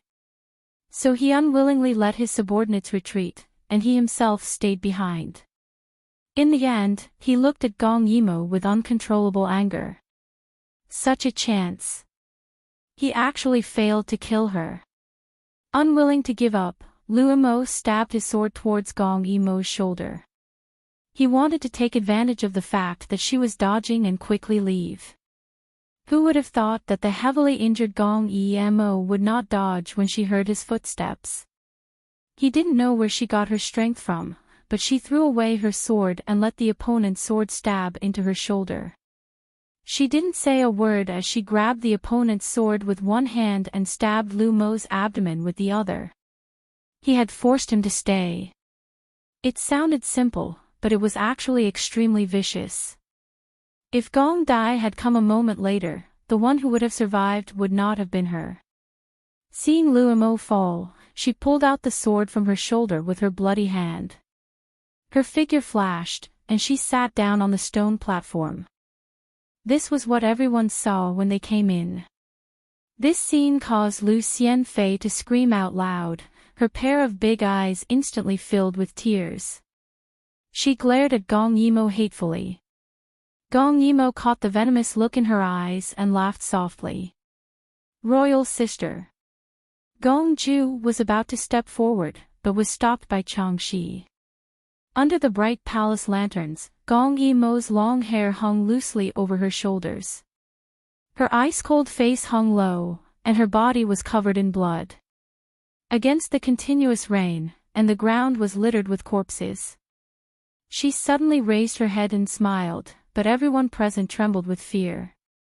At this time, she kicked the person next to her. Look, everyone is here. Is your master inside? Lu Mo weakly looked up at the crowd, but he refused to speak. The harem was the Empress's duty. She saw that Lu Xianfei's expression was not right, and quickly said, "This person is the assassin. Princess, quickly hand him over to Mother, and Mother will give you justice." She said it with a strong sense of righteousness, but in her heart she was quickly calculating. Could she use this assassin to make Lu Xianfei suffer a big loss? As soon as her voice fell, Lu Xianfei became anxious. She softly threw herself into the emperor's arms and said, "Your Majesty, the princess killed so many assassins alone. Is she a demon?" "Your Majesty, I'm scared." If it was in the past, the emperor would have calmed her down and arrested her. But he was also shocked by the scene in front of him. This young girl sitting alone in the midst of the blood and flesh, is she really Shulian's child? Gong Yimo looked up at him, and the smile on her face was even more insincere. She kicked Lu Mo again. "The emperor is here, don't you want to say something?" At this time, Lu Mo spat out a mouthful of blood. "You better kill me, or you will regret it." The Empress was anxious. "Princess, you should hand the criminal over to Mother. Mother will definitely find out who is behind this." Hearing this, Lu Mo sneered. Lu Xianfei, on the other hand, said softly, "The Empress is really anxious. I think that the princess's martial arts skills are more suspicious than the assassin's." At this time, the emperor recovered and slowly said, "Come, take the criminal. Interrogate him severely." At this time, Gong Yimo raised her small hand slightly. "No need to trouble yourself." With that said, the sword in her hand hummed, and with a stab, blood splashed on her face. She carelessly wiped her face and numbly looked up at the crowd. This one look, many of the women screamed again and again, and some even fainted. She didn't care how ugly the empress and concubines' faces were. She just blinked and looked at the emperor, and said in a flattering tone, "Father, this person wants to kill me, I will kill him myself. Is it not too much?" The bystanders all sucked in a breath of cold air. Killing people without batting an eyelid at such a young age. Everyone looked at this princess with fear and dread. Even Emperor Qing couldn't speak for a long time. The more he looked, the more he felt that this little girl didn't have the slightest shadow of concubine Shui, but a bit like him. At this time, all the resentment, suspicion, and fear fell on the blood-stained sword of Gong Yimo. She felt it, and raised her head and chin to stare back one by one. Perhaps her appearance at this time was too cruel and terrible, no one dared to look at her. She smiled at Gong Dai's direction, but now her face was covered with blood, and her smile was even more ferocious. It must have left an indelible shadow in everyone's heart. No one knew why she did this.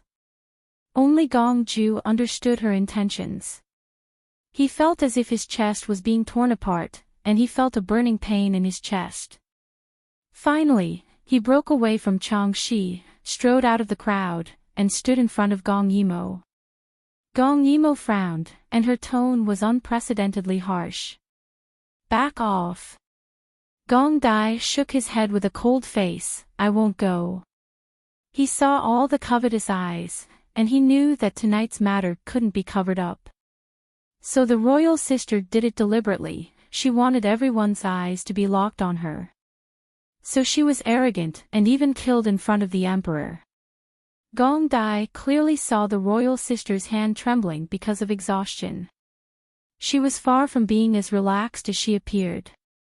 She was covered in blood, and most of it was her own. But even so, she was still wholeheartedly scheming for him. This knowledge made his heart ache. Chapter 20. Gong Yimo was very clear that since Gong Dai was able to see the emperor, and the emperor had rushed here so quickly, he would definitely not take her life. Since that was the case, she might as well be the one to take the lead. Thus, she coldly stared at Gong Dai's back. "Go away." Gong Dai's small and blood-stained figure stood firmly in front of her without even turning his head. "Royal sister, I will not leave." In such a cold night, Gong Dai's actions made the physically and mentally exhausted Gong Yimo slightly warm. Her mouth moved, but no words came out. Just as Gong Yimo was thinking of how to get rid of Gong Dai, the Empress angrily shouted, "Come, arrest the 7th princess. Killing in front of the emperor is a serious crime. She cannot be forgiven." Gong Yimo was the 7th princess. This was the first time she knew about it. Gong Dai heard this and coldly looked at the empress. At the same time, Lu Xianfei, who was in the emperor's arms, softly said, "Tonight was supposed to be a joyous occasion, but the 9th prince killed his way into the inner palace. This is really inauspicious. If a prince breaks the law, he will be punished the same as a commoner. If he is not severely punished, it will be difficult to convince the public." The voice of a minister came from the crowd. "So young and so strong, very suspicious, so cruel and merciless.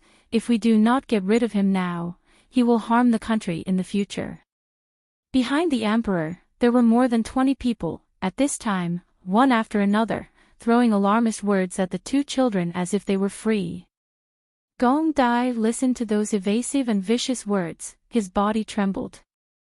Obviously, they only wanted to protect themselves, but there were so many people who wanted to kill them, never to rise again. Why? He felt cold for no reason, his eyes firmly memorizing the faces of these people in his heart. These people who wanted to assassinate him, maliciously slander him, and hurt the royal sister. All of them. He will not let any of them go. And this world. This world was not as warm and beautiful as the royal sister said. It was dirty and chaotic. Only slaughter. Only then could he be cleansed. All the negative emotions seemed to be about to explode, causing the murderous aura in Gong Dai's body to boil like magma. But all the evil disappeared the moment Gong Yimo pulled his sleeve. At this time, Gong Qing slowly opened his mouth. Sure enough, once he opened his mouth, no one dared to make a fuss. "Where is the head of the cold palace?" Su Mama knew that a disaster was imminent and quickly knelt down in front of Gong Qing. But Gong Qing didn't even look at her. "My child was assassinated for no reason. You failed to take care of the cold palace. Men, beat him to death." As soon as his low voice fell, someone immediately covered Mama Su's mouth and executed her in front of everyone. She was tied up and placed on the bench that the guards had brought over. Soon, there was a muffled sound of flesh being hit. After a few beatings, Mama Su was beaten to a bloody pulp. Her mouth was gagged and she let out a beast-like whimper. Her eyes were wide open with resentment and she died in a short time. This scene made everyone's heart tremble. They didn't have the heart to think about what the Emperor meant by this move. The fresh smell of blood made the courtyard full of 30 to 40 people silent. Everyone shut their mouths, including Lu Xianfei, who was hiding in the Emperor's arms. Her body was stiff and she didn't dare to speak again. As for you, for some reason, Gong Qing found that his stern eyes, which were enough to make all the ministers afraid, were a little weak in front of the little girl's cunning eyes. He glared again. As for you, killing in front of the Emperor is a capital offense. Forcing people into the Forbidden Palace is also a capital offense. What do you have to say? Hearing this, Gong Dai was so angry that his whole body was trembling. Feeling that Gong Dai was about to explode, Gong Yimo was shocked. She quickly pulled Gong Dai's small body into her arms and then looked up at the Emperor with a smile. Imperial Father's words are wrong. Imperial Father's name is illustrious. His martial arts are the best in the world. As Imperial Father's daughter, when the enemy came to attack, I didn't show weakness, nor did I run away. Instead, I killed the enemy with my own hands. I made Imperial Father's name known. What's wrong with that? She swept her sharp eyes across the crowd. As for forcing people into the Forbidden Palace. Gong Yimo paused and suddenly coughed up a trace of blood. Her hand hugged the stiff Gong Dai even tighter. After a moment, she looked up and smiled. Someone killed your children under your nose, treating the imperial power and you as nothing. This daughter couldn't bear to see Imperial Father being deceived by evil people. What's wrong with risking my life to see you? Emperor Gong was amused by her sharp tongue. He wanted to refute, but looking at the two children in front of him who were covered in blood snuggling together and arguing with him, his tone couldn't be harsh. In that case, what do you think Jin should do? He, the invincible ruler of the world, was actually asking for a little girl's opinion at this time. Gong Yimo's eyes lit up as she looked at him. Her voice, which was originally weak, immediately became full of energy. I think Father Emperor should reward me. Her words made the people present sigh, but Gong Yimo wasn't afraid. She was betting. She was betting that Emperor Gong was on her side by killing the chicken to warn the monkey. And Gong Dai, who was being hugged by her, his whole mouth and nose knocked on Gong Yimo's bleeding shoulder, and the smell of blood filled the air. She seemed to feel no pain and was wholeheartedly fighting for their survival. When the warm blood flowed into Gong Dai's mouth, he cried silently for the first time. When his imperial mother passed away, he was too young to cry. When he was banished to the cold palace, his situation fell from the sky to the ground. When he was bullied, he didn't cry. He always remembered that he was a prince and had to abide by the dignity. But now, he, a dignified prince, was firmly protected in the arms of the royal sister who was only 1 year older than him. He cried. He was so weak and useless. What he brought was only the disaster of slaughter. Royal sister always said that he was still young and always took it for granted to protect him. She never complained, but forgot that she was also a child. There was so much blood that even wet his lapel. Did she hurt? Did she hurt? Seeing that Emperor Gong didn't speak, the Empress became anxious. This is simply sophistry. Your Majesty, if you really let her go, it will be difficult to convince the public in the future. Her words hit the key point, making Emperor Gong frown again. At this time, Gong Yimo already felt dizzy. All the pain was slowly numbing. She knew that it was the result of excessive blood loss. But she still held on and sneered. The law. Imperial Father. You are the law.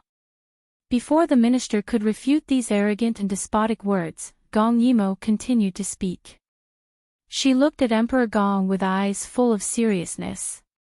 As the highest existence in the dynasty, the law you make is used to restrain others.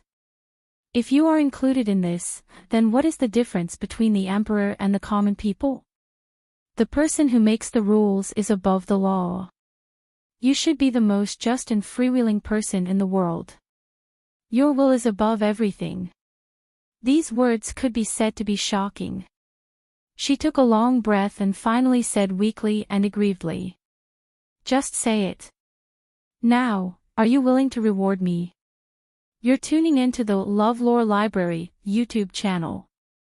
We're so grateful for your support, and don't forget to subscribe to join us on this incredible journey through captivating stories. Your generosity through donations truly makes a world of difference, as it's the primary source of revenue that allows me to expand and enhance this channel for you. Thank you from the bottom of my heart for being a part of this adventure.